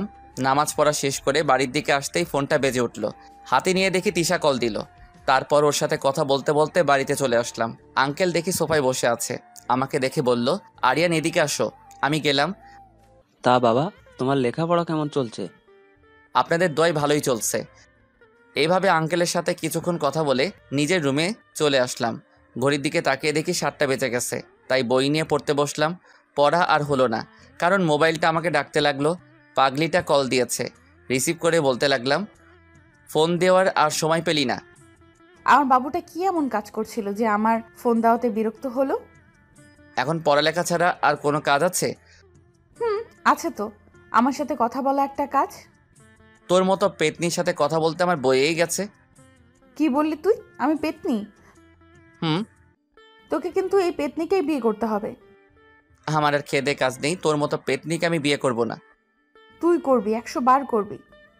যা তো। তুই একটুও রোমান্টিক না, শুকনো বড়ই একটা। কি বললি তুই? আমি রোমান্টিক না শুকনো বড়ই? কালকে কলেজে আসলে দেখতে পারবি আমি কি। আমিও দেখব। তারপর ওর সাথে আর কিছুক্ষণ কথা বলে পড়ায় মনোযোগ দিলাম। কিছুক্ষণ পর আমার মনে হলো কেউ একজন পিছনে দাঁড়িয়ে আছে। উফ, এই মেয়েটা সবসময় পিছন থেকে কেন আসে? নীলা ম্যাম আমাকে বলতে লাগলো, এতক্ষণ কার সাথে কথা বললে? যদি বলি তিশার সাথে কথা বলছি তাহলে নিশ্চিত নীলা ম্যাম খারাপ কিছু করবে। কই, কারোর সাথে না, আমার এক ফ্রেন্ডের সাথে কথা বলছিলাম। আচ্ছা তোমার মোবাইলটা দাও, আমিও দেখি কোন ফ্রেন্ড। এই রে, এবার তো মনে হয় সব কিছু জেনে যাবে। না, কিছু একটা করতে হবে। ও মাগো, কি ব্যথা করছে, মরে যাব মনে হয়। আমার এভাবে কথা বলাতে নীলা ম্যাম অস্থির হয়ে গেলেন। তারপর আমার পাশে বসে বলতে লাগলেন, কি হয়েছে তোমার, এমন করছো কেন? আর বলবেন না, মাথাটা প্রচন্ড ব্যথা করছে। আচ্ছা ঠিক আছে, তুমি বিছানায় শুয়ে পড়ো, আমি তোমার মাথা টিপে দিচ্ছি। যাক বাবা, বেঁচে গেলাম। আর একটু হলেই তো গেছিলাম। নীলা ম্যাম আমার মাথা টিপে দিতে লাগলেন। ওনার হাতের স্পর্শ পেয়ে কখন যে ঘুমিয়ে গেলাম বুঝতেই পারিনি। এদিকে স্বপ্নে আমি দেখতে লাগলাম তিশাকে জড়িয়ে ধরে শুয়ে আছি। তিশা বলতে লাগলো, এই আরিয়ান কি করছো, ছাড়ো বলছি। হঠাৎই কারো শরীরে ঝাঁকুনিতে আমার ঘুমটা ভেঙে গেল। চোখ মেলে দেখি আমি নীলা ম্যামকে জড়িয়ে ধরে আছি। আমি তো ভয় একেবারে শেষ। তার মানে আমি এতক্ষণ স্বপ্ন দেখছিলাম। নীলা ম্যামকে তিশা ভেবে জড়িয়ে ধরলাম। এখন উনি আমাকে কি ভাববেন? আমাকে ক্ষমা করে দিন, আমি আসলে বুঝতে পারিনি। ক্ষমা চাইতে হবে না, আমার তো ভালোই লাগছিল। কি ভালো লাগছিল? এই যে তুমি জড়িয়ে ধরে আছো। এ কথা বলার সাথে সাথে ওনাকে ছেড়ে দিলাম। দেখুন, আমি কিন্তু ইচ্ছে করে এসব করিনি। জানি তো। এখন আপনি যেতে পারেন। যাব। তার আগে আমাকে একটা ইয়ে দাও। ইয়ে দাও মানে ঠিক বুঝলাম না। আর আমি পাপ্পির কথা বলছি। কি? এ কথা বলার সাথে সাথে আমি এক লাফে বিছানা থেকে নেমে ওয়াশরুমে চলে গেলাম। যাক বাবা, বেঁচে গেলাম। কি ধকলটাই না গেল। এদিকে আমার এই অবস্থা দেখে নীলা ম্যাম হাসতে হাসতে চলে গেলেন। উনি চলে যাওয়ার পর ওয়াশরুম থেকে বের হয়ে চলে আসলাম। তারপর ঘড়ির দিকে তাকিয়ে দেখি 10টা বেজে গেছে। তারপর খাবার টেবিলে চলে গেলাম। নীলা ম্যাম দেখে আমার দিকে তাকিয়ে হাসছে। এইভাবেই খাবার শেষ করে রুমে চলে আসলাম। রুমে এসে আর কিছুক্ষণ পড়লাম, তারপর ঘুমিয়ে গেলাম। সকালে আজানের শব্দে ঘুমটা ভেঙে গেল। তারপর মসজিদে চলে গেলাম, নামাজ পড়ে আবার বাড়িতে চলে আসলাম। এইভাবেই কিছুদিন চলে গেল। এদিকে তিশা আর আমার প্রেম বেশ ভালোই চলছে। আর নীলা ম্যামের প্যারা তো আছেই। পরীক্ষার আর 1 মাস বাকি। একদিন আমি আর তিশা মিলে পার্কে বসে প্রেম করছিলাম। হঠাৎই তিশা আমাকে বলল, আচ্ছা নীলা কি এখনো তোমাকে ভালোবাসে? বাসে। উনি তো আর আমাদের সম্পর্কের কথা জানেন না। এবার জানানোর সময় হয়েছে। কি? না, ভুলেও নীলা ম্যামকে আমাদের সম্পর্কের কথা বলবি না। না, এবার আমাদের বলতেই হবে। এই কথা বলেই তিশা মোবাইলে কি যেন করতে লাগলো। তারপর বলল, কাজ হয়ে গেছে। কাজ হয়ে গেছে মানে? কি করেছিস? এই ছবিগুলো দেখতে পাচ্ছিস, এইগুলো আমি নীলার মোবাইলে পাঠিয়ে দিয়েছি। কি? তুই এটা কেন করলি বল? এটা দেখার পর নীলা তোর আর আমার ব্যাপারে সব জেনে যাবে, আর তোকে পাওয়ার কথা কখনো ভাববে না। এই কথা বলেই তিশা আমাকে শক্ত করে জড়িয়ে ধরলো। তারপর বলতে লাগলো, দেখ, তোকে আমি কখনোই হারাতে পারবো না। আমি বুঝতে পারছি ও এটা কেন করলো। তারপর আমিও ওকে শক্ত করে জড়িয়ে ধরে ওর কপালে একটা চুমু দিলাম। তারপর বলতে লাগলাম, আমি জানি তুই আমাকে হারানোর ভয় করছিস। পৃথিবীর কোনো শক্তি আমাদের দুজনকে আলাদা করতে পারবে না। তোকে ভয় পেতে হবে না, আমি তোর আছি, তোরই থাকবো। তাই যেন হয়। এবার আমাকে ছাড়, বাড়ি যেতে হবে। আজকে তোর জন্য ক্লাসও করতে পারলাম না। ওই আমার জন্য মানে? আমি কি তোকে এখানে আটকে রেখেছি নাকি? তুই আটকে রাখিসনি, তোর ভালোবাসা আমাকে এখানে আটকে রেখেছে। তারপর ওর সাথে আর কিছুক্ষণ সময় কাটিয়ে বাড়িতে চলে আসলাম। বাড়িতে এসে দরজার সামনে দাঁড়িয়ে আছি। না জানি ভিতরে গেলে আমার জন্য কোন বিপদ অপেক্ষা করছে। তারপর দরজা খুলে ভিতরে ঢুকে যা দেখলাম, বাড়িতে কেউ নেই। কী ব্যাপার, সবাই গেল কোথায়? তারপর আমার রুমে চলে আসলাম। মোবাইলটা বের করে যা দেখলাম, আঙ্কেল আমাকে 24টা মিস কল দিয়েছে। আমার ফোন সাইলেন্ট থাকায় ধরতে পারিনি। তারপর আমি কল ব্যাক করলাম, সাথে সাথে ফোন রিসিভ করলেন। তারপর আঙ্কেল রাগী কণ্ঠে বলতে লাগলেন, কোথায় আছো তুমি? এতগুলো ফোন দিলাম, রিসিভ করলে না কেন? না মানে ফোনটা সাইলেন্ট ছিল, তাই ধরতে পারিনি। আচ্ছা ঠিক আছে, তুমি তাড়াতাড়ি এই হাসপাতালে চলে আসো। হাসপাতালে কেন? কারো কিছু হয়েছে নাকি? আসলেই দেখতে পারবে। এ কথা বলেই ফোন কেটে দিলেন। আঙ্কেল হঠাৎ আমাকে হাসপাতালে যেতে বললেন কেন? আমার টেনশন হতে লাগলো। তারপর সোজা হাসপাতালে চলে গেলাম। গিয়ে আঙ্কেলকে ফোন দিলাম। তারপর আঙ্কেল কোথায় আছেন তা জেনে নিলাম। আঙ্কেলের কাছে চলে গেলাম। গিয়ে দেখি আঙ্কেল আন্টি কেবিনের বাইরে দাঁড়িয়ে আছে। আমি দৌড়ে ওদের কাছে গেলাম। আমি যেতেই আঙ্কেল আন্টি আমার দিকে কেমনভাবে তাকিয়ে আছে। আমি বললাম, আপনারা হাসপাতালে কি করছেন? আর নীলা ম্যাম তো মনে হয় কলেজে আছে। নীলা কোথায় আছে দেখতে চাও? এই কথা বলেই আঙ্কেল আমাকে কেবিনের সামনে নিয়ে গেলেন। তারপর কান্না কান্না ভাব নিয়ে বলতে লাগলেন, ওই যে দেখো নীলা। আমি ভিতরে তাকাতেই চোখ কপালে উঠে গেল। দেখলাম নীলা ম্যাম বেডে শুয়ে আছে, আর ওনার হাতে ব্যান্ডেজ করা। আঙ্কেল, ওনার এই অবস্থা কিভাবে হলো? তোমার জন্য আজকে ওর এই অবস্থা। আমার জন্য মানে? কি বলছেন? আমি তো কিছুই বুঝতে পারছি না। আমি জানি নীলা তোমার সাথে শুরুতে অনেক বাজে বিহেভ করতো। অবশ্য তার জন্য দায়ী আমরাই, কারণ ও আমাদের একমাত্র সন্তান। তাই ও যখন যা চেয়েছে তাই এনে দিয়েছি, যার কারণে ওর মধ্যে অহংকার ঢুকে গিয়েছে। যেদিন তুমি ওর জীবন বাঁচিয়েছিলে সেদিন থেকেই ও তোমাকে নিয়ে ভাবতে শুরু করে। তারপর একটা সময় ও তোমাকে সত্যি ভালোবেসে ফেলে। তোমাকে ভালোবাসার পর থেকে ও অনেক পাল্টে যায়। কিন্তু তুমি ওর ভালোবাসা উপেক্ষা না করে অন্য একজনকে ভালোবাসলে, সেটাও মেনে নিতে পারিনি। তাই ও সুইসাইড করার চেষ্টা করেছে। ওর মোবাইলে কিছু ছবি দেখতে পেয়েই আমি বুঝতে পারি কেন সুইসাইড করার চেষ্টা করলো। বিশ্বাস করো, আমার মেয়েটা তোমাকে সত্যি অনেক ভালোবাসে। তোমাকে না পেলেও বাঁচবে না। অবাক হয়ে ওনার কথা শুনছি। তোমার আর ওই মেয়েটার সম্পর্ক কতদিনের? আঙ্কেল 2 মাস হবে। হঠাৎই আঙ্কেল হাত জোর করে বলতে লাগলেন। আমি তোমার কাছে হাত জোর করে আমার মেয়ের জীবন ভিক্ষা চাইছি।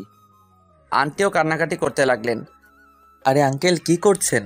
আপনারা আমার গুরুজন, প্লিজ এভাবে বলবেন না। এবার পড়লাম মহা বিপদে। এখন আমি কি করব? নীলা ম্যামকে তো আমি কখনোই মেনে নিতে পারবো না। আমার মেয়ের জীবন কিন্তু তোমার হাতে। দেখুন আঙ্কেল, আমি তিশাকে ছাড়া আমার জীবনে আর কাউকে গ্রহণ করতে পারবো না। তোমার যত টাকা লাগবে আমায় বলো, সব আমি দিব। আঙ্কেল, আপনি এসব কি বলছেন? টাকার থেকেও ভালোবাসা আমার কাছে অনেক দামি, তাই এসব বলবেন না। তাহলে এখন আমি কি করব তুমিই বলো। আচ্ছা ঠিক আছে, আমাকে ভাবার জন্য কিছু সময় দেন। এ কথা বলেই হাসপাতাল থেকে বের হয়ে চলে আসলাম। বাইরে এসে ভাবতে লাগলাম এখন আমি কি করব। উফ, মাথায় কিছু আসছে না। কিছুদিন পরেই পরীক্ষা, তার মধ্যে আবার এই ঝামেলা। না, তিশাকে ব্যাপারটা জানাতে হবে। তারপর তিশাকে কল দিলাম, ওকে একটা রেস্টুরেন্টে ঠিকানা দিলাম, সেখানে আসতে বললাম। কিছুক্ষণ পরেই ও চলে আসলো। এসেই আমাকে বলতে লাগলো, কি জনাব, এত জরুরি ডাকার কারণ কি? ও তুই এসেছিস, এখানে বসে পড়। বসলাম। তা তোকে এত চিন্তিত দেখাচ্ছে কেন? একটা সমস্যা হয়ে গেছে। কি সমস্যা বল, আমি সব সমাধান করে দিব। আচ্ছা তোকে একটা কথা বলি, আমি যদি এখন তোকে রেখে অন্য কাউকে বিয়ে করি তাহলে তুই কি করবি? কি আর করব, প্রথমে তোকে খুন করব, তারপর নিজে মরব। এই হঠাৎ এই কথা বলছিস কেন? কি, তুই আমাকে খুন করবি? তুই শুধু আমাকে ছাড়া যেন অন্য কাউকে বিয়ে করার কথা স্বপ্নেও না ভাবিস। আমাকে এত ভালোবাসিস? কেন, তোর কি সন্দেহ আছে নাকি? আমি জানি তুই আমাকে অনেক ভালোবাসিস। তাহলে হঠাৎ এসব কথা বলছিস কেন? এগুলো কি তোর জরুরি কথা? আরে না, আমি ডেকেছি অন্য কারণে। কি কারণে ডেকেছিস সেটা বল। তারপর ওকে নীলা ম্যামের ব্যাপারে সব বললাম। সব শোনার পরও বলল, তুই এখনই আমার সাথে চল। তোর সাথে যাব মানে? কথা না বলে আমার সাথে চল। এই কথা বলে তিশা আমার হাত ধরে টেনে নিয়ে চলল। তারপর গাড়ির ভিতরে বসালো। ও গাড়িতে বসে গাড়ি স্টার্ট দিল। কি হলো, আমাকে কোথায় নিয়ে যাচ্ছিস? চুপ থাক, কোনো কথা বলবি না। তারপর আমি চুপ হয়ে গেলাম। কিছুক্ষণ চুপ থাকার পর ওর নীরবতা ভেঙে বলল, আমাকে বিয়ে করবি? হঠাৎ এই কথা বলছিস কেন? যা বললাম তার উত্তর দে। করব, কোনো সন্দেহ আছে? এখন করতে পারবি? কি বলছিস কি তুই? তোর মাথা ঠিক আছে? আমি একদম ঠিক আছি। প্লিজ আমাকে এখন বিয়ে কর। আমি বুঝেছি ও কেন বিয়ের কথা বলছে। ওর মনে এখন আমাকে হারানোর ভয় আরো বেশি হচ্ছে। আমি ওকে গাড়ি থামাতে বললাম। তারপর ও রাস্তার একপাশে গাড়ি দাঁড় করালে আমি ওকে এক টান দিয়ে আমার কাছে নিয়ে আসলাম। তারপর ওকে শক্ত করে বুকের ভিতর জড়িয়ে নিলাম। ও আমাকে জড়িয়ে ধরলো। আমি বুঝতে পারছি তুই কেন বিয়ের কথা বলছিস। বুঝতেই যখন পারছিস তাহলে জিজ্ঞেস করছিস কেন? দেখ, আমি এখনো বিয়ের জন্য তৈরি হইনি। আমি এত কথা শুনতে চাই না। আমি যখন বলেছি এখন বিয়ে করতে হবে মানে করতে হবে। দেখ, পাগলামি করিস না। এখন যদি তোকে আমি বিয়ে করি তাহলে বিয়ের পর খাওয়াবো কি? সেটা নিয়ে তোকে ভাবতে হবে না। এখন বেশি কথা না বলে চল। তারপর ও আবার গাড়ি স্টার্ট দিল। সোজা কাজী অফিসের সামনে এসে গাড়ি দাঁড় করালো। তারপর আমাকে হাত ধরে গাড়ি থেকে নামালো। এত জোরে হাত ধরেছে যেন আমি ওকে রেখে পালিয়ে যাব। আমাকে নিয়ে কাজী অফিসের ভিতরে গেল। তারপর ও মোবাইল বের করে ওর কিছু ফ্রেন্ডসকে কল দিয়ে এখানে আসতে বলল। কিছুক্ষণ পর সবাই চলে আসলো, সবগুলো মেয়ে ফ্রেন্ড। ওরা এসে বলতে লাগলো, আরে দিশা, তুই কি এই পিচ্চিটাকে বিয়ে করবি? ও হচ্ছে তোদের দুলাভাই। বাহ, আমাদের দুলাভাই দেখতে খুব সুন্দর, অনেক কিউট। ওই পিচ্ছি, তুমি আগে কোথায় ছিলে? যদি জানতাম তোমাকে নিয়ে পালিয়ে যেতাম। কি? ওই তোরা কি শুরু করলি বলতো? কই, আমরা আবার কি করলাম? ওই তুই রেগে যাচ্ছিস কেন? চুপ কর, তোর তো মেয়েদের সাথে কথা বলতে বেশ ভালো লাগে। লুচু কোথাকার। দেখলেন তো, আমি কি এখনো কোনো মেয়ের সাথে কথা বলেছি? তার আগে আমাকে লুচু বানিয়ে দিল। তারপর আর কি, আমার আর তিশার বিয়ে হয়ে গেল। তারপর ওনার বান্ধবীদের বিদায় দিলেন। আমি বললাম, ম্যাডাম বিয়ে তো করলেন, এরপর কি করব সেটা বলেন। এখন আমাকে নিয়ে হাসপাতালে চল, নীলার সাথে দেখা করব। যখন উনি জানতে পারবেন আমরা বিয়ে করেছি তখন কি হবে? কিছুই হবে না, আমি আছি না, সামলে নেব। তুই আছিস, সেটাই তো বড় চিন্তার বিষয়। কি বললি তুই? আমি ওর দিকে এক দৃষ্টিতে তাকিয়ে আছি, কারণ রাগলে ওর সৌন্দর্য আরো কয়েক গুণ বৃদ্ধি পায়। গাল দুটো লাল হয়ে যায়, যেন আমার সামনে কোনো এক রাগী পরী দাঁড়িয়ে আছে। যা সত্যি তাই বললাম। ও দৌড়ে এসে আমাকে কিল ঘুষি যা পারছে তাই মারছে। না, ওকে থামাতে হবে। কোনো উপায় না পেয়ে ওকে শক্ত করে বুকের ভিতর জড়িয়ে ধরলাম। সাথে সাথে ও একদম শান্ত হয়ে গেল। আমি ওর কানের কাছে মুখ নিয়ে গিয়ে বললাম, কি ম্যাডাম, এত রাগ কোথা থেকে আসে? কি হলো বলো? জানি না। আমি বলি, রাগ আসে আপনার এই গোবরে ভরা মাথা থেকে? এই কথা বলতেই ও আমার বুক থেকে মাথাটা তুলল। ওর রাগ দেখে আমি এক দৌড়ে বাইরে চলে আসলাম। বাইরে এসে গাড়ির কাছে দাঁড়িয়ে থাকলাম। কিছুক্ষণ পরেই ও আসলো। এখনও রেগে আছে। কাছে এসে আমার চুলগুলো ধরে টানতে লাগলো। তারপর বলতে লাগলো, কি বললি তুই? আমার মাথায় গোবরে ভর্তি? সত্যি কথা বললে সবার গায়ে লাগে। চুপ কর। কি শয়তান মেয়ে রে বাবা, নিজের স্বামীর সাথে কেউ এভাবে কথা বলে? কেউ না বললেও আমি বলবো। এখন কথা না বাড়িয়ে চল নীলা ম্যামকে দেখে আসি। তারপর দুজনেই হাসপাতালে চলে গেলাম। আমি শুধু ভাবছি, যদি নীলা ম্যাম জানতে পারে আমরা দুজন বিয়ে করেছি, তখন উনি কি করবেন। হাসপাতালে এসে দুজন একসাথে নীলা ম্যামের কেবিনে গেলাম। দেখলাম নীলা ম্যাম আমাদের দুজনকে একসাথে দেখে রাগী দৃষ্টিতে তাকিয়ে আছে। তারপর উনি তিশার দিকে তাকিয়ে বললেন, ওই মেয়ে, তুই এখানে কি করছিস? তোমাকে দেখতে আসছি। আমি বেঁচে আছি না মরে আছি সেটা দেখতে এসেছিস? তুমি কি বলছো এসব? তুই কি ভেবেছিস আমার থেকে ওকে কেড়ে নিয়ে তুই ভালো থাকবি? ম্যাম, আপনি এসব কি বলছেন? আমি ওকে ভালোবাসি, তাই আপন করে নিয়েছি। এখানে কেড়ে নেওয়ার কথা এলো কেন? আমিও তোমাকে সত্যিকারের ভালোবাসি, প্লিজ আমাকে আপন করে নাও। একথা বলেই নীলা ম্যাম আমাকে জড়িয়ে ধরলেন। আমাকে জড়িয়ে ধরাতে তিশা তেলে বেগুনে জ্বলে উঠল। এক ধাক্কায় নীলা ম্যামকে আমার থেকে সরিয়ে দিলেন। তারপর বলতে লাগলেন, তোমার সাহস কি করে হয় আমার স্বামীকে জড়িয়ে ধরার? একথা বলার পর দেখি আঙ্কেল আন্টি সবাই হা করে তাকিয়ে আছে। স্বামী মানে? কার স্বামী? আমরা দুজনে বিয়ে করছি। ও যা বলছে তা কি সত্যি? সত্যি। না, এ হতে পারে না। তুমি শুধু আমার, তোমাকে ছাড়া আমি বাঁচবো না। দেখুন, কারো জন্য কারো জীবন থেমে থাকে না। এটাই হয়তো নিয়তি ছিল। হয়তো আপনি আমার থেকেও ভালো কাউকে আপনার জীবন সঙ্গী হিসেবে পাবেন। নীলা ম্যাম শুধু কান্না করছে। এখানে তোমার কোনো দোষ নেই, তুমি একদম সঠিক সিদ্ধান্ত নিয়েছো। বাবা, এখন আমার কি হবে? তোকে আমি বলেছিলাম ওর জন্য তোকে একদিন কান্না করতে হবে, আজ সেই দিন এলো। আঙ্কেল, এবার আমাদেরকে যেতে হবে। তোমরা এখন কোথায় যাবে? আমি এখন বিবাহিত, এখন তো আর আপনার বাড়িতে থাকা যায় না। কেন থাকা যাবে না? আমি কি তোমাদের তাড়িয়ে দিচ্ছি নাকি? না আঙ্কেল, আমি তা বলছি না। আমি নিজেই চলে যাচ্ছি। এবার আমাকে কিছু করতে হবে, নিজের পায়ে দাঁড়াতে হবে। আচ্ছা, তুমি যখন চলে যেতে চাইছো তাহলে তোমাকে আর আটকাবো না। তারপর আঙ্কেল আন্টির থেকে বিদায় নিয়ে চলে আসলাম। নীলা ম্যামের দিকে তাকিয়ে দেখি উনি কান্না করছেন। করুক কান্না, আমার কিছু করার নেই। তারপর বাইরে এসে তিশাকে বললাম, আঙ্কেলের বাড়িতে নিয়ে চল। কেন? ওখানে গিয়ে কি করবি? তোকে যেটা বললাম সেটা কর। তারপর তিশা গাড়ি স্টার্ট দিল। কিছুক্ষণ পরে আঙ্কেলের বাড়ির সামনে চলে আসলাম। তারপর আমি এক দৌড়ে ভিতরে চলে গেলাম। আমার রুমে গিয়ে জামা কাপড় গোছালাম। তারপর বের হয়ে চলে এলাম। ও, তুই জামা কাপড় নিয়ে এসেছিলি? ওই, বিয়ে তো করলি, এবার কি করব সেটা বল। তোকে কিছু ভাবতে হবে না, যা করার আমি করছি। তারপর তিশা ফোন বের করে কাকে যেন কল দিল। তারপর কথা বলতে লাগলো। কথা বলা শেষ করলো। কি হলো, কার সাথে কথা বললি? তোর শ্বশুরের সাথে। আমি তো ভয় পেয়ে গেলাম, কারণ শুনলাম উনি নাকি রাগী মানুষ। উনিও আঙ্কেলের মতো বড় ব্যবসায়ী। তুই ওনাকে কি বলেছিস? দাঁড়া, আগে তোর ঘাম মুছে দেই। এবার বল। বাবার কথা শুনেই তোর এত ভয় হচ্ছে কেন? ভয় করছে মানে? তুই কি বলতে চাইছিস?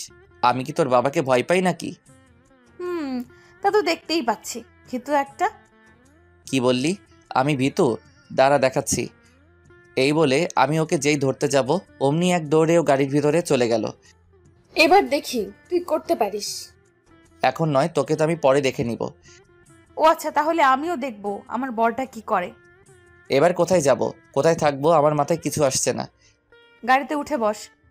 কেন, সারা জীবন কি গাড়িতে থাকবো নাকি? তুই উঠে বস, আমি সব বলছি। তারপর আমি গাড়িতে উঠলাম। আমাদের বিয়ের কথা বাবাকে বলেছি। কি? বাবা আমাদের মেনে নিয়েছে। এত তাড়াতাড়ি মেনে নিল? অবাক হওয়ার কিছু নেই, বাবা আমার সুখের জন্য সব করতে পারে। তোর বাবা নিশ্চয়ই পাগল। কি বললি? বাবা পাগল? দেখ, রাগিস না। তুই দেখ, আমার মতো একটা ছেলে যার বাড়ি নেই গাড়ি নেই, এরকম একটা ছেলের বিয়ে হবার পরেও তোর বাবা কোনো রিয়াক্ট করলো না। এর মানে তোর বাবা মানে আমার শ্বশুর মশাই পাগল। দেখ, তোর হয়তো বাবাকে পাগল মনে হতে পারে, মা মারা যাওয়ার পর থেকেই। কি বললি? তোর মা মারা গেছে? কিন্তু তুই তো বলেছিলি বেঁচে আছে। বলেছিলাম, কারণ বাবা দ্বিতীয় বিয়ে করেছিল। আমার সৎ মা আছে, যদিও ওনাকে কখনো নিজের মা বলে মানতে পারিনি। একটা কথা আছে জানিস, পর কখনো আপন হয় না। বুঝলাম। এখন আমরা কোথায় যাচ্ছি? এইখানে বাবা আমার জন্য একটা ফ্ল্যাট কিনেছিল, সেখানেই যাচ্ছি। এবার থেকে আমরা ওখানেই থাকবো। না দেখ, আমি থাকতে পারবো না। তুই থাকলে থাক। কি বলছিস তুই? থাকবি না মানে? কেন? দেখ, এটা খারাপ দেখায়। আমি কি বলতে চাচ্ছি তুই নিশ্চয়ই বুঝতে পারছিস। তুই কি বলতে চাচ্ছিস আমি বুঝতে পারছি, কিন্তু তবুও তোকে থাকতে হবে। একটা বড় বিল্ডিং এর সামনে এসে গাড়ি দাঁড় করালো। কি হলো? গাড়ি দাঁড় করালি কেন? আমাদের বাড়িতে চলে এসেছি। আমাদের না, শুধু তোর। দেখ, আমার যা কিছু সবকিছু তো তোর, কেন এমন করছিস? আমি তো ভুল কিছু বলছি না। আমি এত কথা শুনতে চাই না, ভেতরে চল। না, আমি যাব না। এবার কিন্তু আমার রাগ হচ্ছে। তোর রাগ আসলে আমি কি করব? দেখ এবার আমি কি করি। এই বলে ও আমার কলার ধরে টেনে হিঁচড়ে ভিতরে নিয়ে গেল। আমি তো হা হয়ে গেলাম। মেয়েদের গায়ে যে এত জোর ছিল আগে জানতাম না। তারপর আমাকে ভিতরে নিয়ে গিয়ে দরজা বন্ধ করে দিল। উফ, এইভাবে কেউ নিয়ে আসে নাকি? চুপ কর, কোনো কথা বলবি না। চুপ করেই তো আছি। একেবারেই চুপ থাকবি। আমার ঘরটা গুছিয়ে নে। এই বলে ও কোমরে ওড়না বেঁধে নিয়ে কাজে লেগে গেল। বাহ, এই না হলে আমার বউ। আমি এতক্ষণ কোনো কথা বলিনি। ঘর গোছানো শেষ করে আমাকে বলতে লাগলো, কেমন হলো? আমি শুধু এক ধ্যানে ওর দিকে তাকিয়ে আছি। কি হলো? কথা বলছিস না কেন? আমি ধীরে ধীরে ওর দিকে এগোতে লাগলাম। ও আমতা আমতা করে বলতে লাগলো, কি হলো, এভাবে এগিয়ে আসছিস কেন? আমি ওর দিকে এগিয়ে আসছি। ও পিছনে যেতেই দেওয়ালের সাথে লেগে গেল। আমি ওকে দেওয়ালের সাথে চেপে ধরলাম। ওর হাত দুটো আমার হাতের মধ্যে আবদ্ধ করলাম। ও কোনো কথা বলছে না, চোখ বন্ধ করে দাঁড়িয়ে আছে। আমি ধীরে ধীরে ওর ঠোঁটের দিকে মুখ নিয়ে যেতে লাগলাম। ওর গরম নিঃশ্বাস আমার মুখের উপর পড়ছে। তারপর ওর ঠোঁটের সাথে আমার ঠোঁট লাগিয়ে দিলাম। সাথে সাথে ও আমাকে শক্ত করে জড়িয়ে ধরলো। এভাবে কতক্ষণ ছিলাম জানি না। কিছুক্ষণ পরেই তিশা আমাকে এক ধাক্কা দিয়ে অন্য রুমে চলে গেল। আর আমি দাঁড়িয়ে রইলাম। ঘড়ির দিকে তাকিয়ে দেখি বিকাল 4টা বেজে গেছে। আমি আমার ব্যাগ নিয়ে তিশার পাশে রুমে গেলাম। তারপর ফ্রেশ হয়ে এসে বিছানায় বসে রইলাম। কিছুক্ষণ পরে তিশা আমার কাছে আসলো। লজ্জায় ও আমার দিকে তাকাতে পারছে না। এই নাও, তোমার জন্য চা নিয়ে আসলাম। কি ব্যাপার, আমাকে তুমি করে বলছিস কেন? আমি কি আমার স্বামীকে তুমি করে বলতে পারি না? কেন নয়, বলতে পারিস। কিন্তু তুই তো বলেছিলি আমরা যেন একে অপরকে তুই করে বলি। ওকে আমার পাশে বসালাম। আগে যা বলেছি সব ভুলে যাও। এবার থেকে আমরা একে অপরকে তুমি করে বলবো। তাহলে তো আমাকে এটাও ভুলে যেতে হবে তুমি আমার বউ ছিলে। কি বললি? আরেকবার বল, মেরে নাক ফাটিয়ে দেব। না মানে তুমি তো বললে আগে যা বলেছ সব যেন ভুলে যাই। আমার সাথে মজা হচ্ছে তাই না? ওকে আলতো করে জড়িয়ে ধরে বললাম, আমি কি আমার বউয়ের সাথে মজা করতে পারি না? যাবে, কিন্তু এসব বিষয় নিয়ে মজা করা যাবে না। না, আমি করব। ওকে, তাহলে আমিও নাক ফাটাবো। কি মেয়ে রে বাবা, নিজের স্বামীর সাথে কেউ এভাবে কথা বলে? কেউ না বললেও আমি বলবো।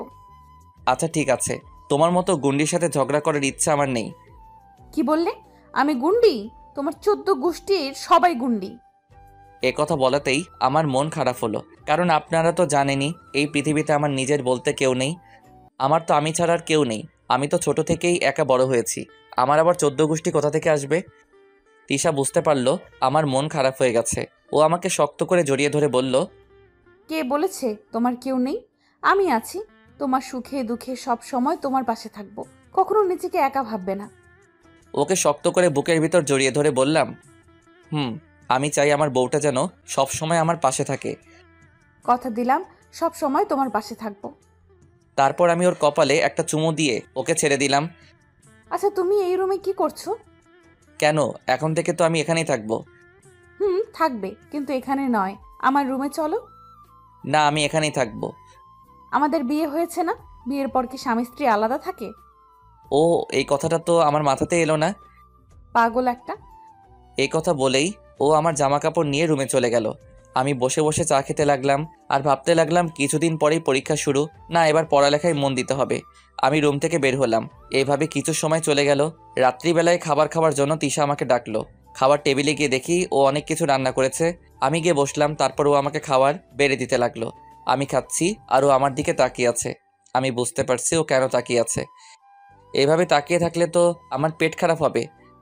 আচ্ছা ঠিক আছে, তুমি খাও, আমি তাকাবো না। তা আমার বউটা মনে হয় আগে খেয়ে ফেলছে। খেয়েছি, তুমি খেয়ে নাও। এ কথা বলতেই আমি ওকে আমার কাছে নিয়ে আসলাম, তারপর আমার পাশে বসালাম। তারপর এক লোকমা খাবার ওর মুখের সামনে ধরলাম। কি হলো, খাও, আমি কিন্তু শেষবার বলছি। এ কথা বলতেই ও ভয় পেয়ে গেল, তারপর খেতে লাগলো। দুজনে খাবার শেষ করে রুমে আসলাম। আমি বই বের করে পড়তে বসলাম। ও আমার দিকে রাগী দৃষ্টিতে তাকিয়ে আছে। কি হলো, এভাবে তাকিয়ে আছো কেন? আজকে আমাদের কিসের রাত? কিসের কথা বলছিস? মনে করে বল, না হলে তোর কপালে দুঃখ আছে। আর আমি তো কিছুই বুঝতে পারছি না, তুই কি বলছিস? কুত্তা, আজকে আমাদের বাসর রাত। ও আমি তো ভুলেই গেছিলাম, আসলে কিছুদিন পর পরীক্ষা, তাই টেনশনে আছি। চুপ কর। ওই নিজের স্বামীর সাথে কেউ এভাবে কথা বলে? তুই এক্ষুনি রুম থেকে বের হও। বের হব মানে? যেটা বলছিস সেটা কর। না, এখন ওর সামনে আর থাকা যাবে না। তারপর বের হওয়ার সময়ও বলল, ঠিক 10 মিনিট পর ভেতরে আসবে। যথা আজ্ঞা মহারানী। এই কথা বলে বের হয়ে চলে আসলাম। বাইরে এসে দাঁড়িয়ে আছি। কিছুদিন পর পরীক্ষা, কোথায় পড়ালেখা তা না, বাসর করার কথা বলছে। হাতের ঘড়িটার দিকে তাকিয়ে দেখি 10 মিনিট হয়ে গেছে। তারপর আমি ভিতরে গেলাম। বিছানার দিকে তাকিয়ে দেখি কেউ একজন লাল শাড়ি পরে বিছানায় বসে আছে। সেটা আর কেউ নয়, তিশা। তারপর ও উঠে আমার দিকে এগিয়ে আসতে লাগলো। আমার কাছে এসে আমাকে সালাম করলো। তারপর আমি ওকে টেনে তুললাম। ও মাথা নিচু করে দাঁড়িয়ে আছে। আমি ওর থুতনিটা ধরে ওর মুখটা উপরের দিকে তুললাম। দেখলাম লজ্জামাখা দৃষ্টিতে আমার দিকে তাকিয়ে আছে। তারপর আমি ওকে শক্ত করে বুকের ভিতর জড়িয়ে ধরলাম। ও আমাকে জড়িয়ে ধরলো। তারপর বলতে লাগলো, এই আমাকে কোলে নাও। এখন কোলে উঠে কি করবে? যেটা বললাম সেটা করো না। না বা আমি এ আটার বস্তা করে নিতে পারবো না। কি বললে? আমি আটার বস্তা? আচ্ছা ঠিক আছে, নিতে হবে না। এ কথা বলে ও গাল ফুলিয়ে অন্যদিকে তাকিয়ে আছে। বুঝতে পারলাম ও রাগ করেছে। তারপর আমি ওকে কোলে নিলাম। ওর মুখে হাসি ফুটে উঠেছে। এবার বলুন কি করতে হবে? আমাকে নিয়ে ছাদে চলো। যথা আজ্ঞা মহারানী। তারপর ওকে কোলে নিয়ে ছাদে আসলাম। এসে ওকে দোলনায় বসিয়ে দিলাম। আমি ওর কোলে মাথা রেখে শুয়ে পড়লাম। আজকে দেখো কি সুন্দর চাঁদ উঠেছে। কিন্তু আমি দেখব না। কি বলো, এত সুন্দর চাঁদ আর তুমি দেখবে না? কারণ আমার পাশে তার থেকেও সুন্দর একটা চাঁদ আছে। ইস, তুমিও না, কি যে বলো। এভাবে কথা বলতে বলতে দুজন কিছুক্ষণ চন্দ্রবিলাস করলাম।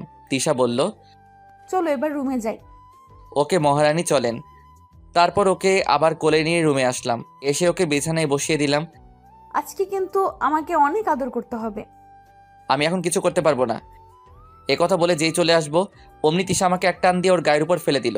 তারপর ও যা চাইলো তাই হইল। শয়তান মাইয়া আমার ইজ্জত লুটে নিল। 5 বছর পর আজ আমি প্রতিষ্ঠিত। আমার গাড়ি আছে, বাড়ি আছে। আমি একজন ইঞ্জিনিয়ার। যদিও এসব কিছুর পিছনে সবচেয়ে বড় অবদান হলো তিশার। ওর সাপোর্ট না পেলে হয়তো আমি এত দূর আসতে পারতাম না। বাড়ির ছাদে দাঁড়িয়ে এসব কথা ভাবছি। হঠাৎই কারো হাতের ছোঁয়া পেলাম। আর কেউ নয়, আমার সহধর্মিণী তিশা। এই কি, তুমি এই সময় এখানে কি করছো? ভালো লাগছে না, তাই ছাদে আসলাম। কি বলছো? তোমার শরীর ঠিক আছে তো? ঠিক আছে। আচ্ছা, অবনী কোথায়? ও ঘুমাচ্ছে। এখন আপনাদের অবনীর পরিচয় দেই। অবনী হচ্ছে আমার আর দিশার মেয়ে। একেবারে দুষ্টু। সারাদিন শুধু আমার পিছনে পড়ে থাকে। বলতে গেলে ওদের দুজনকে নিয়ে আমার পৃথিবী। কি হলো, কিছু বলবে?